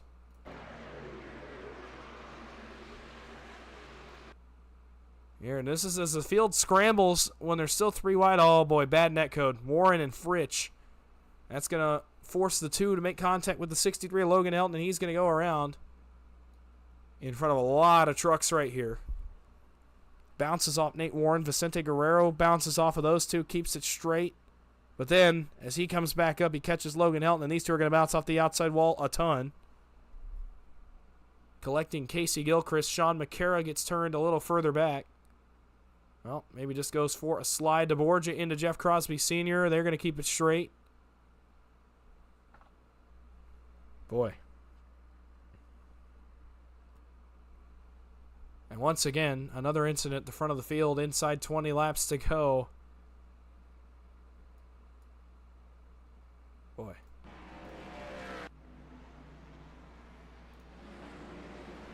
Zach Workman wins the race off of pit road. Lap 81 on the board, inside 20 laps to go officially at Daytona. Now we're getting to the point where you could almost save enough gas to make it to the end, but at the rate we're going to need green, white, checkered attempts. There's no doubt about it in my mind.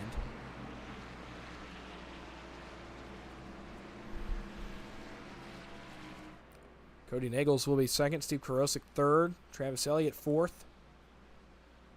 Josh Ball will be in the fifth position. Logan Helton actually doesn't get too bad a deal out of that. He'll be sixth. Looks like Dave Hunt will be seventh. Yep, Kevin Freese in eighth. Gabe Butler, Alex Green round out your top 10.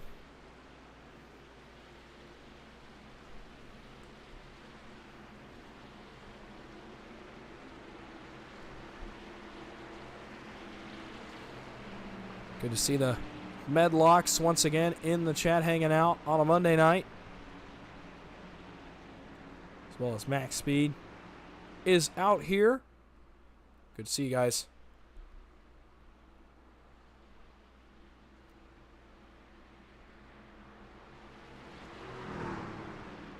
I think you need to renegotiate the free agent contract. Get paid per caution. Oh boy. You know, that would be nice, but also a little bit selfish. So I don't know about that. Certainly a lot of cautions here tonight. Josh Ball peels for pit road, as does Gabe Butler, as does Alex Green. Andy Brigante, Jimmy Reynolds, Eric Laurie, Adam Kilday, and others double pitting under this yellow flag to top off on gas.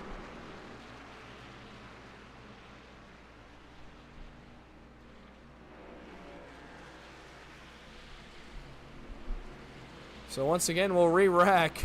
Inside 20 laps to go, and this is a marathon. This is what we expected when we come to 08 Daytona. It's a race of attrition, and that's what it's turning into. With a lot of incidents up at the front of the field. Just every single time, it seems like we have a wreck near the front. In some cases, all the way at the front. So as we approach the 2-hour mark in this event, we'll see if we get this one wrapped up. It'll be 18 laps to go when we go back to the green flag. A lot of trucks double pit right there to top their fuel tanks off. And they're going to be awfully close to the number. The issue is, and I think this is what the top 12 or 13 are thinking here, is that that's probably not the last caution. So pitting there, double pitting, while it may assure you for the moment, I just don't think we're done having cautions, so I'm not sure how much it's going to help. I think the track position is going to matter more.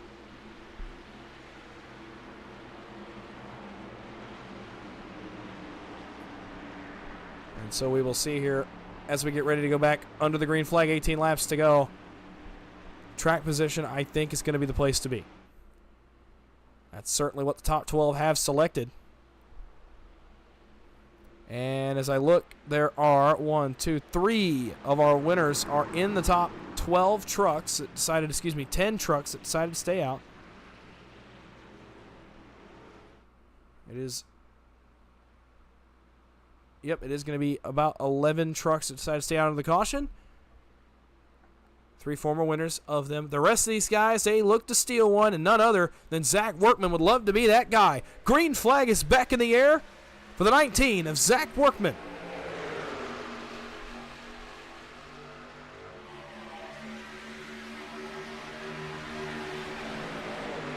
Drag race into turn number 1, as we've seen the last couple of restarts. Steve Karosik trying to wrestle the lead away from Zach Workman. Nagels on the bottom. Travis Elliott up top in support. Still drag racing 2x2, 5 rows deep here at the front of the field. It's going to make it 6 as Nate Warren's making a charge.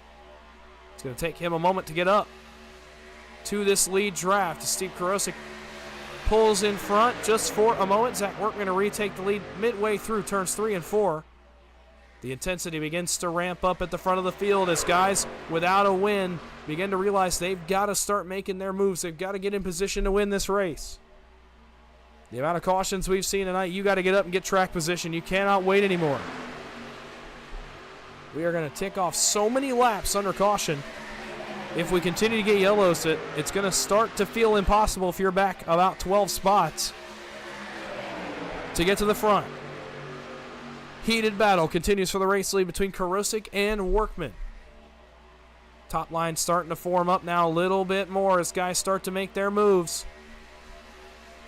Get in position here to get the race win. Still 2x2. Dave Hunt is back in the mix in that 53, as is Jeff Crosby Jr. Both looking for playoff bursts tonight. As Karosik continues to lead the field, looking to go back-to-back at Daytona 2008, defend his win from a few weeks ago. 2x2 most of the way back, 16 laps to go as we approach 11 p.m. on the East Coast. Still just inside of 20 laps to go in this one. A lot still to be determined in this race. And as we've seen, everything can change on a dime, so don't look away. By the time you look back, much as I did on that last caution, the leader may be in the outside wall. In the case of Sebastian Marin. Karosik still with a decent surge off the top line, able to keep Workman at bay for now, just at least keep the lines even up. And keep everybody in lockstep, 2x2 gridlock.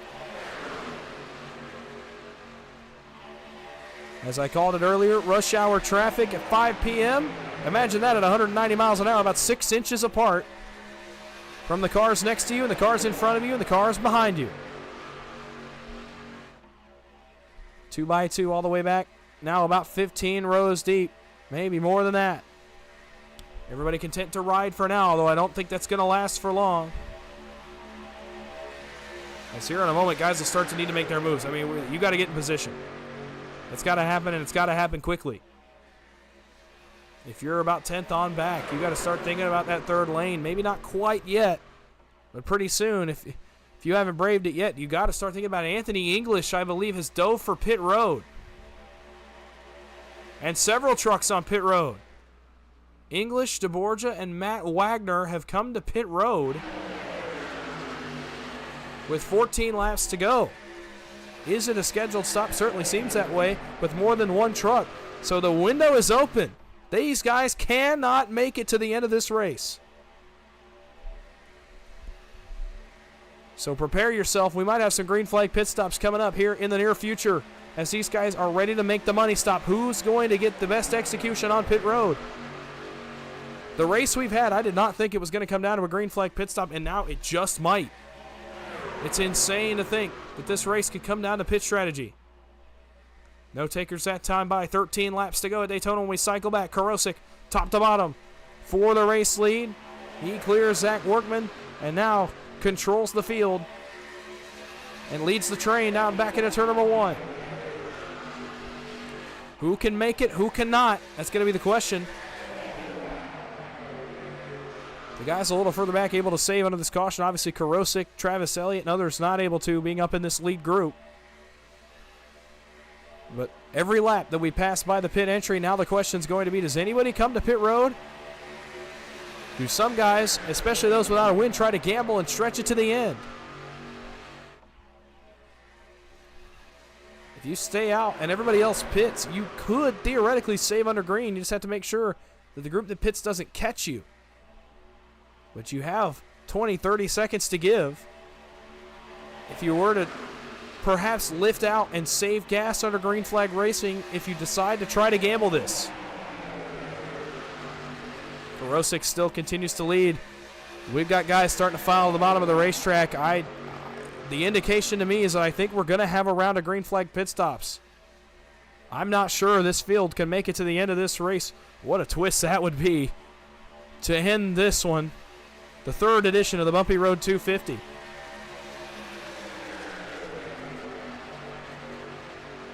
Karosik, Workman, Nagels clear of the top line. More guys starting to fade down low. Well, the outside line's still pretty sizable, all things considered. And Karosik continues to lead. Up top, Gabe Butler now the first to move to the third line, but no help for him out there. 11 laps to go at Daytona. Karosik continuing to lead. Butler up there. Laurie trying to get to him to help him, but still 2 truck lanes back. Not anywhere close enough to push the 88 machine.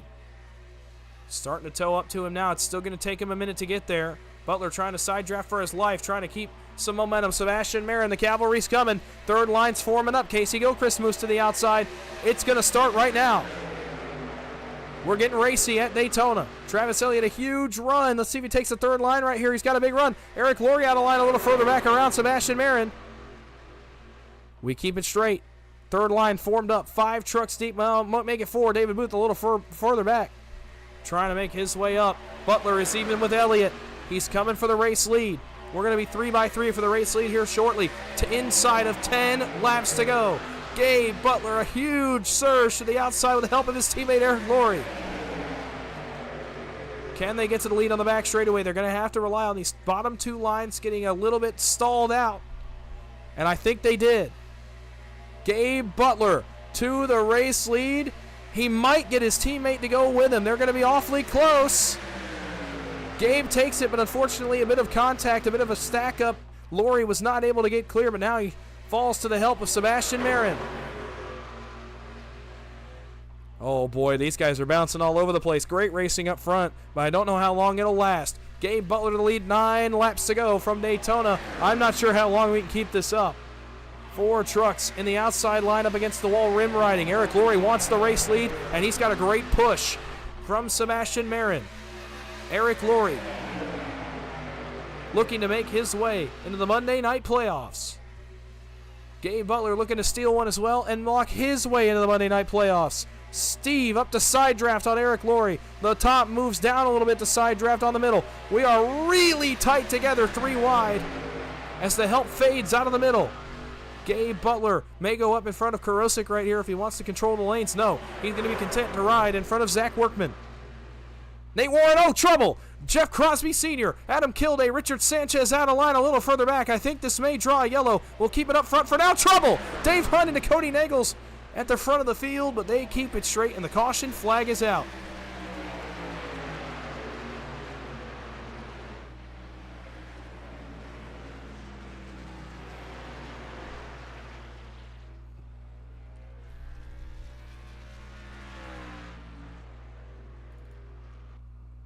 We'll get a look at it. Gotta go back a little further than this. I'm probably gonna have to get a little better camera angle here. We'll let it roll all the way through turns 3 and 4 so we can get a little better angle of it for you. It's the best angle we've had all night. Oh boy, Kevin Freeze went to the middle.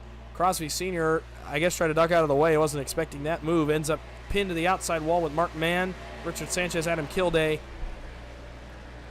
And Crosby slides to a stop on the apron of the racetrack. Richard Sanchez as well. So we'll try to get a decent look at this one for Richard Sanchez as well. We'll move up a little bit further than this. See what happened to the 5-1-0. Tries to duck out of the way, catches the right rear of Adam Kilday.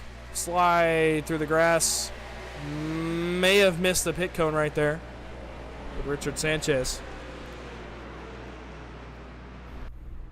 And once again, we are back under the yellow flag. Inside of 10 laps to go from Daytona. 94 goes on the board. 7 laps to go, so it'll be 5 laps to go when we get restarted.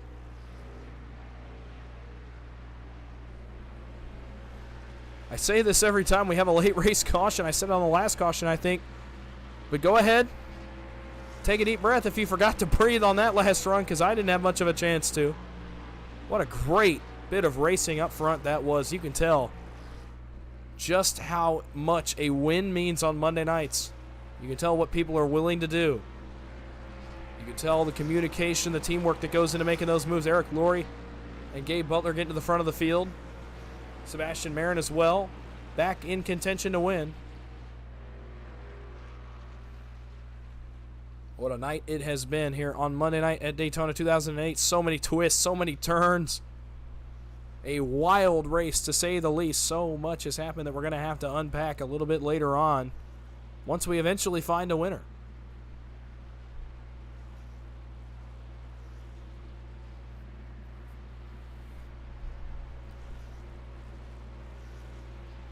So now, as we approach that 5 laps to go threshold, where we start to consider overtime. Now you have to start to consider how much gas is in the tanks of these guys running up front. How much do they have? A few guys at the back.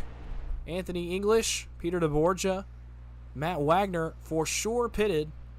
And obviously the guys involved in that wreck. Zach Fritsch, I believe, came to pit road. Dave Hunt as well. Richard Sanchez, Jeff Crosby Sr., Adam Kilday, Mark Mann. Also going to have enough gas to make it happen here on this restart. But the guys running up here at the front, no guarantees that they will have enough to get through both overtime attempts if we so need them. It'll be 1 to go at the line. We'll restack the field. Eric Laurie is the leader. Let's see where he selects. See if he picks the bottom or the top. Appears he's going to be picking the bottom line. A smart move by Eric Laurie. The bottom line's been the more preferred line on the restart about the first half lap. It really gets up and goes and allows that lead truck to get well out front.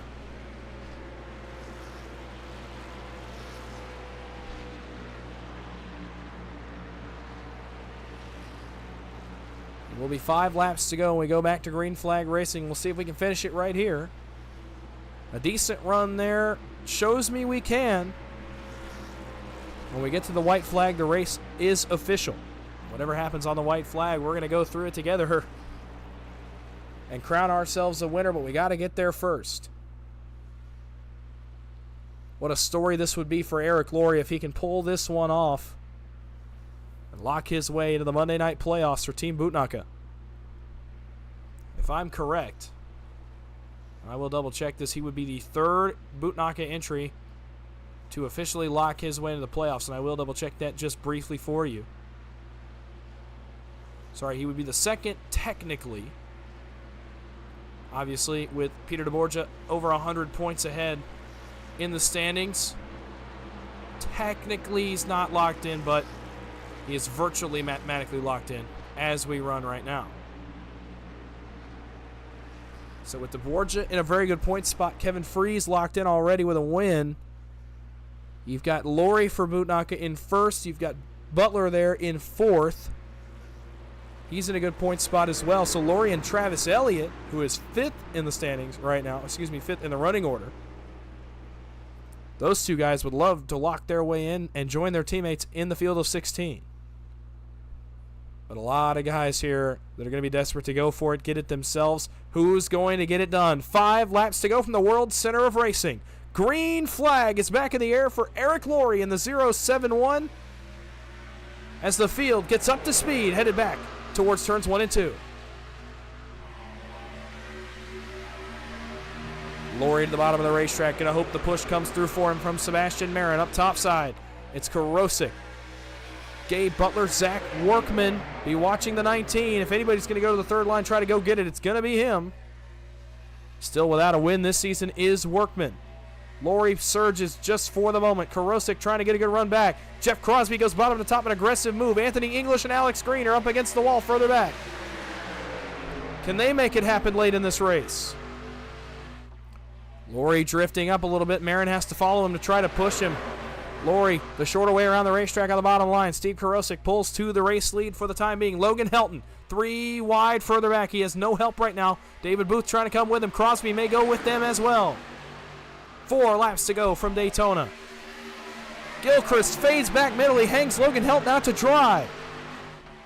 Helton, no help as he tries to get to the front. David Booth trying to come to his aid. It's only going to be 2 trucks. They're going to continue to fade as the middle is pushing hard. Everybody about 1 through 7 is pushing. Jeff Crosby Jr. to the outside, a big move. Casey Gilchrist jumps in front of him. A power move to the outside for Casey Gilchrist in the 31. Oh, trouble right at the front of the field. Karosik and Laurie go sideways, and we pile up a ton of trucks. Airborne goes Karosik in the 027. Crosby, Freeze, Laurie, Sanchez, English, Nagels. David Booth is involved. Josh Ball, Jeff Crosby Sr., Travis Elliott, Sean Makara. The big one has struck with 3 laps to go at Daytona. And it involves, once again, the top two. Good grief.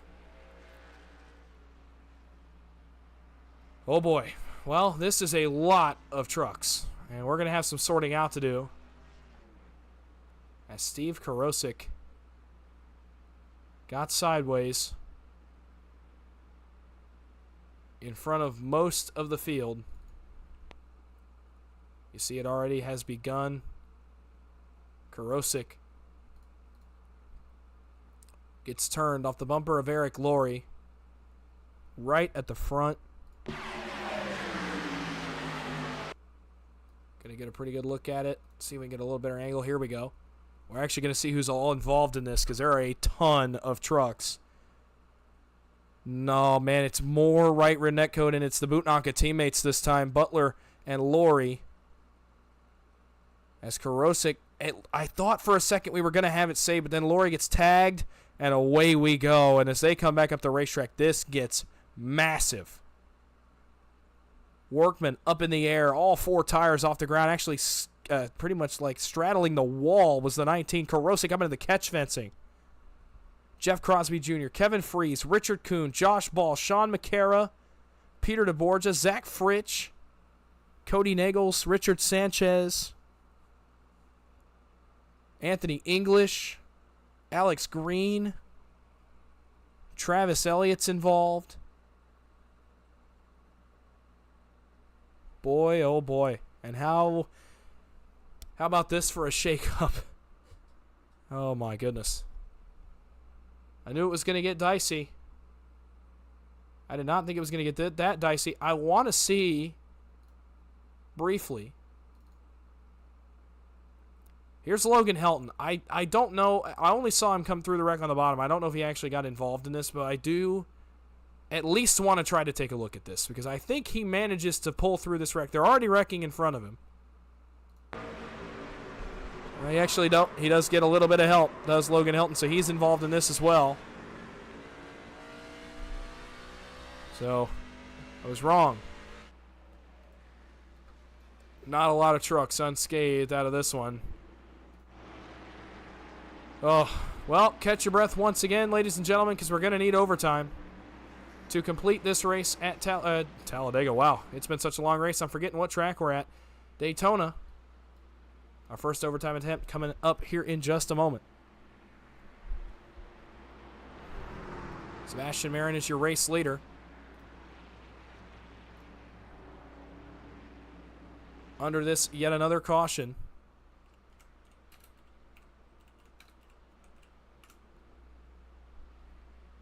And so we still await a winner in this race.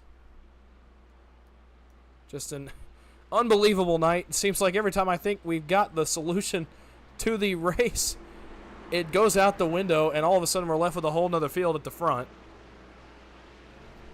And so green-white checkered attempt number 1 coming up here from Daytona. Can we get to the white flag? Again, once we get to the white flag, the race is official. Sebastian Marin has selected the top. He leads the race, but how much damage does the 23 have out of that incident? We'll see here in just a moment. Same with Casey Gilchrist and Richard Kuhn. They both stayed out. They all three stayed out under this caution. No matter how much damage they have, they knew the track position and the chance to win was too much. Logan Helton, same thing in 5th. Andy Brigante's got a clean truck in 4th. Richard Sanchez looks to be pretty clean in 6th. Matt Wagner, Zach Fritsch, Dave Hunt, Mark Mann. Some guys that need points runs tonight. Some guys that could use a win. What a shake-up in this field with 2 laps to go. Half a lap until we get underway here. Green-white checkered attempt number 1. We will have 2 attempts. Our first attempt works like a normal green-white checkered. If we get a caution on the first lap, don't make it to the white flag. We will have to use that second attempt. On the second attempt, if we get a caution any time between the green flag and the white flag, the race will be over. And at the moment of caution, we will determine our race winner. Only time that's happened this season was iRacing Super Speedway back about 5 races in, when Josh Milam edged out, ironically enough, Sebastian Marin. Boy, Sebastian doesn't want to see that happen again. He wants to get this over with right now on this restart, but unfortunately for him, he doesn't have a ton of help at the front of the field anymore. His teammates have been wiped out. So Marin will have to try to go get it himself. Marin and Helton trying to play spoiler. A bunch of guys that want to win. Green, white, checkered, number 1. Green flag once again from Daytona. Marin got an okay start, but spun the tires a little bit on the 23. Old tires starting to become a factor. Gilchrist to the bottom with the help from Richard Kuhn and Logan Helton with a bottom roll in the middle of 1 and 2 to Sebastian Marin. Try to block. Not going to have a chance. Marin to the bottom. Sanchez laying off of the 13 of Brigante. Helton laying off the 47 of Richard Kuhn. Sebastian Marin to the lead off turn number 2. Down the back stretch. We will see the white flag next time by. Alex Green, Anthony English to the third line, a little ways back. Cody Nagel, Sean Stevens also up there. Brigante make it clear to the bottom. He decides to go top instead. He hooks back in behind Sebastian Marin, but that's going to allow the bottom line a huge surge. New leader off turn number 4 is going to be Casey Gilchrist. Just a few feet to go to the white flag. Will we finish it right here? I think we will. White flag is in the air. We're going to finish it. 2.5 miles to go at Daytona. Sebastian Marin clear. Brigante has the bottom if he wants it. Is he going to be content to push Sebastian? I don't think he will. Saturday's winner, Andy Brigante, trying to go back-to-back in OP. Sebastian Marin trying to hold him at bay. Casey Gilchrist comes to the bottom. Sebastian, no chance to block. Josh Ball a little further back in the third line. He's not going to have enough time. Brigante's got to go for this if he wants to win the race. They scramble a little further behind them. Still, all Sebastian Marin. Brigante hangs him to dry. Gilchrist to the bottom of the racetrack. Marin with no help. Here comes the help from Marin in the form of Fritsch. Trouble behind the race leaders. Marin is around with Richard Kuhn and others. They pile up all the way to the checkered flag. How about this? To the line. Fritsch makes a move at it. Trouble at the line. Gilchrist wins at Daytona.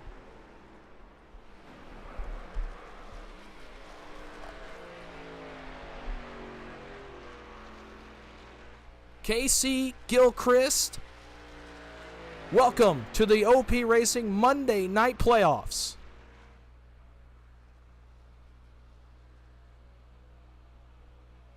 What a finish.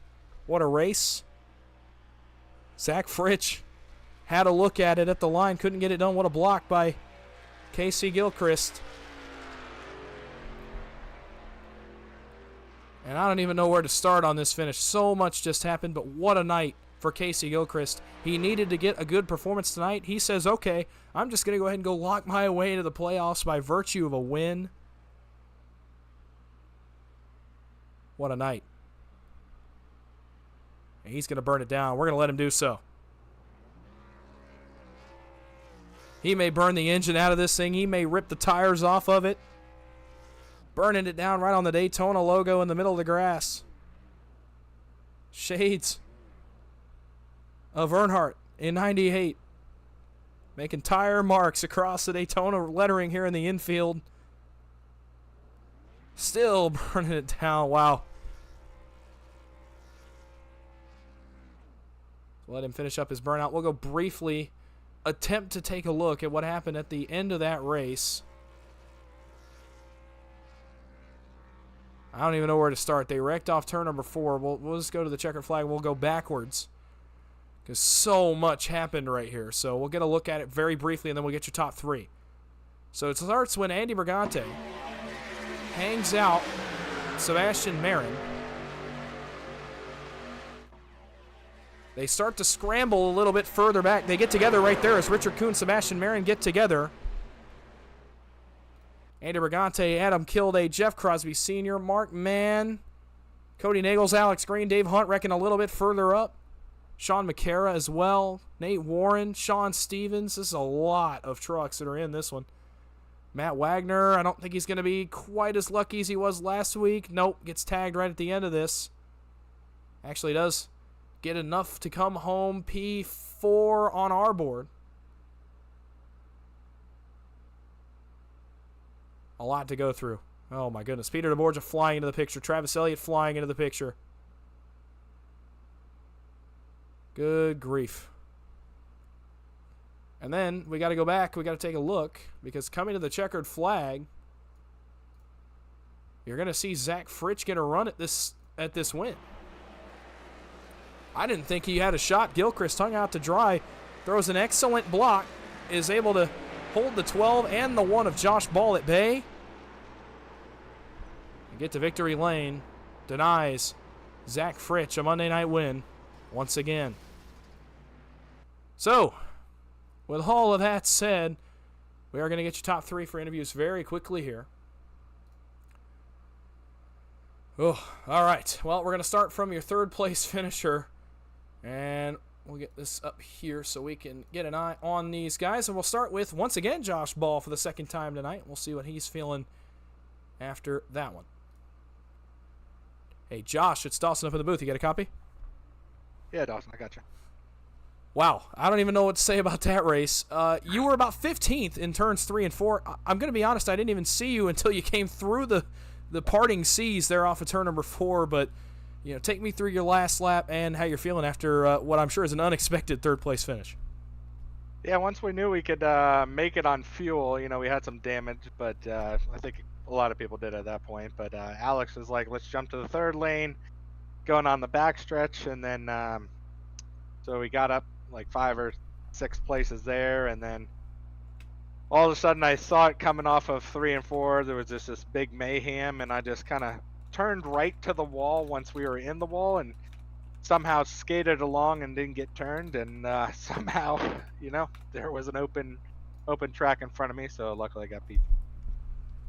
Yeah, you did. It ends up being a really great night for you overall, a third place and a stage win. So what does this do for you going forward? You got some momentum in what ended up being a really chaotic race. Out of everybody, you came out on the good side of it. So kind of take me through where this takes your mindset.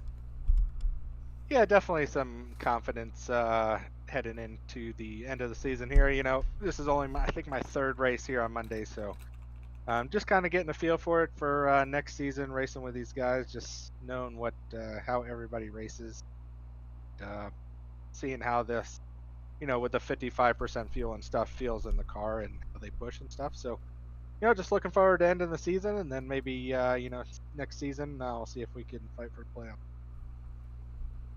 All right, well, certainly a step in the right direction for you tonight. Getting your feet under you on Mondays. You come home in position number 3. I know we gave you a chance to thank some people earlier, but we'll give you another chance right here. Anybody you want to thank or shout out? Yeah, just you, Dawson, you guys coming on and doing the broadcast, and Alex for having me. I used to race with him a long time ago, so him getting me in OP and letting me race with them guys. So I just appreciate being out here. All right, well, congrats on that incredible third place run, an unexpected one at that, but nonetheless, you come home in third. Congrats on that. We'll see you next week. Thank you. Josh Ball in the 1. That takes us to our second place finisher, Zach Fritsch. And I cannot promise you what you're going to hear right here out of Fritchie. Might be some frustration, but we're going to find out here from Zach Fritsch. Hey, Fritchie, it's Dawson up in the booth. You got a copy? Yes, I do. Wow. A chaotic race. We just talked to Josh Ball about it.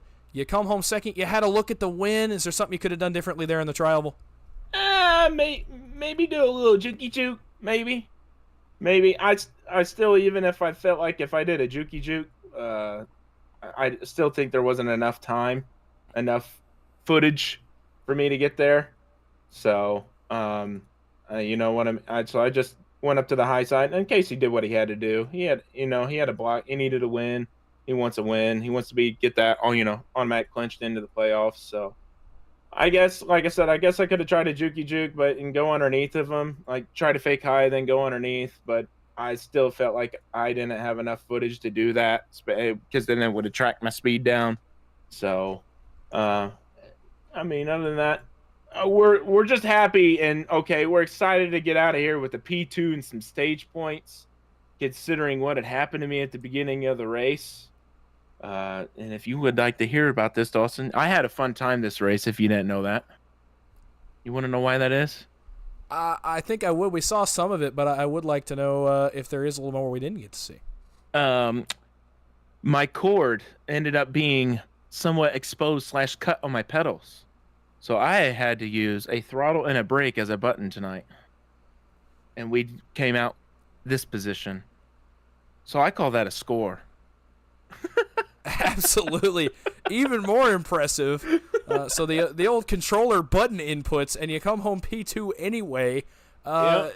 Man, what a run for you tonight, though. Looking forward now, you needed a good points run tonight, and you get just that. So 2 races to go into the playoffs. You're in a really good spot now. How are you feeling about your chances to lock your way in? I think I'm feeling really, really good. I mean, this is the night that I kind of needed. I've had the past, like what you said, I've had the past 5 races, I think, finished 20th and worse. And majority of what's kept me up there is the stage points. Well, and then the last 2 races, I haven't scored any stage points. So that kind of hurt. But we came out tonight with a banger with back-to-back P4 stages and with a P2 finish. So I'm feeling pretty good. And, these next 2 tracks, I just know we just need to get a clean finish, and I think we're in. Certainly makes the job a little bit easier for you with 2 races to go. You come home second. Anybody you want to thank or shout out? Thank you for you for the late notice of you coming on out here and broadcasting tonight. We know KR drunk self is probably out somewhere partying, trying to, with 0 friends that he has. Thank you, my teammates FSR. We had Workman and Jeff tonight, Crosby Jr. Tyler and Josh are fortunately MIA of their own circumstances, but we understand why. And thanks for all the people that are watching, and thank my wife for letting me do this, and thanks for all the fans. All right, well, congrats on that second place effort. A great run for you tonight, a great points night, and it makes your job a lot easier the next 2 weeks. Congrats, we'll see you next week. Appreciate it. You too. That was Zach Fritch in the 12. A little button input action for him tonight. I have no idea how he got that one done. But nonetheless, the guy who really got it done tonight, Mr. Casey Gilchrist in the 31. We're going to hear from him, and I imagine you're going to hear a pretty happy guy on the other side of this interview. Let's get him up here and see what he has to say about an incredible victory for him tonight. Hey, Casey, it's Dawson up in the booth. You got a copy? Yes, sir. I got you. Well, holy cow, what a race that was, and certainly what a race it was for you. You're locked into the OP Monday playoffs now. Take me through how you're feeling right now. Right now I'm still trying to process. Obviously, exciting finish there. Not necessarily the best way to finish it there. I do apologize for blocking Zach there at the end. He had a huge run on me, but you got to do what you got to do sometimes to get into the playoffs there. So that was my first Monday night win there. A huge feeling. Feels great. I can't thank my teammates enough for helping me all season, sticking with me, listening to me, complain and cry about getting wrecked. So, big thanks to Richard Kuhn tonight for pushing me tonight. That was a huge push at the end there to even get me in that position. So, big shout out to him. And again, apologize to Zach there, man. I had to throw the block there late. Obviously, I was hoping to clear you, but like I said, first win. It feels good.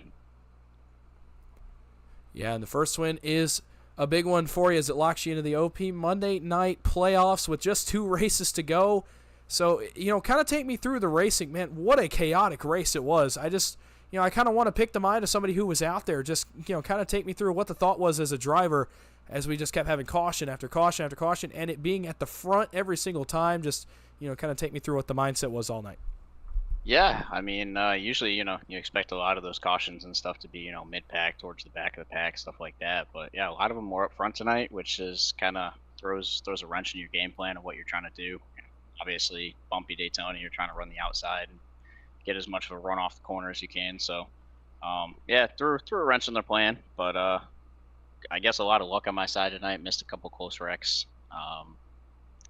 Yeah, I mean, missing the wrecks is obviously the key. Obviously, anytime you come out to the super speedways, you're going to have a lot of luck involved in getting to the finish and getting to the checkered flag first. So, definitely a lot of luck involved, like I said. But yeah, missing those wrecks, missing a couple close ones, they'll make you sweat. So, yeah, I mean, like I said, it's a great feeling to finally get that first win off my back. It's been a long time coming. So. Well, it certainly is. And with that victory, we'll give you a little bit of a chance here. Anybody you want to thank or shout out? Obviously, just want to thank my team, obviously, for, like I said, sticking it out with me and helping me out, supporting me all season long. Again, Richard Kuhn, huge push there tonight. And again, Zach, thanks for being a good sport, man. Thanks for taking that one. I definitely, you owe me one or two for sure. All right, well, congratulations on what is a massive win for you. You're locked into playoffs. Go celebrate it, and we'll see you next week. We appreciate you. Thank you. And that is Casey Gilchrist, your race winner tonight. That's your top three. An interesting perspective from all of them. First Monday night win for Mr. Casey Gilchrist. So we'll briefly and quickly go through your finishing results here. I know it's getting a little bit late, so we'll make this quick for you as we try to get our finishing results up on the screen. You already got your top three. Casey Gilchrist, Josh Ball, Matt Wagner, Cody Nagels. How about that for him? A fourth-place effort tonight for the Dale Cup driver. Another great points day for him this evening. Travis Elliott goes fifth, Sean Stevenson sixth, David Booth in seventh. Logan Helton finishes eighth tonight, Jeff Crosby Jr. in ninth, and Gabe Butler rounds out your top 10. Nate Warren did what he had to do, got some points in 11th. Richard Kuhn finishes 12th tonight. Kevin Freese in 13th, Vicente Guerrero in 14th, and Eric Laurie runs in the 15th position. Anthony English finishes in 16th. Jeff Crosby Sr. in 17th. Alex Green in 18th. Sean Makara in 19th. And Andy Brigante goes 20th. Mark Mann in 21st. Jimmy Reynolds in 22nd. Dave Hunt in 23rd.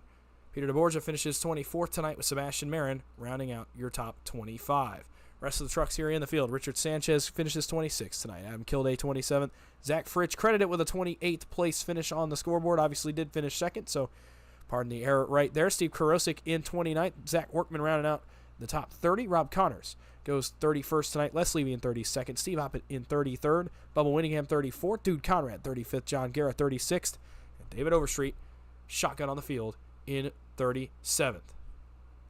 Well, everybody take a breath. What a race it was. What a night it was. What a win for Casey Gilchrist in the 31 as he's locked his way into the Monday night OP Racing playoffs. I had a lot of fun up here. I hope you guys had a lot of fun watching. It's been a great night. Be ready to go back to it on Wednesday night. KR should be back in town for that one to take you through the action as I jump back behind the wheel once again, trying to lock my way into the Wednesday night playoffs a little bit later on this week. And then obviously myself and KR will be back for the second to last race in the regular season in 2 weeks. Not next week, but in 2 weeks. Labor Day holiday off for OP Racing next Monday night. So 2 weeks from now, be there, and we will be back with you calling some more racing action. My name is Dawson Wise. You've been watching the Turn 3 Racing Network. We hope to see everybody back here very soon. And with that, what a night from Daytona. Good night. Everybody have a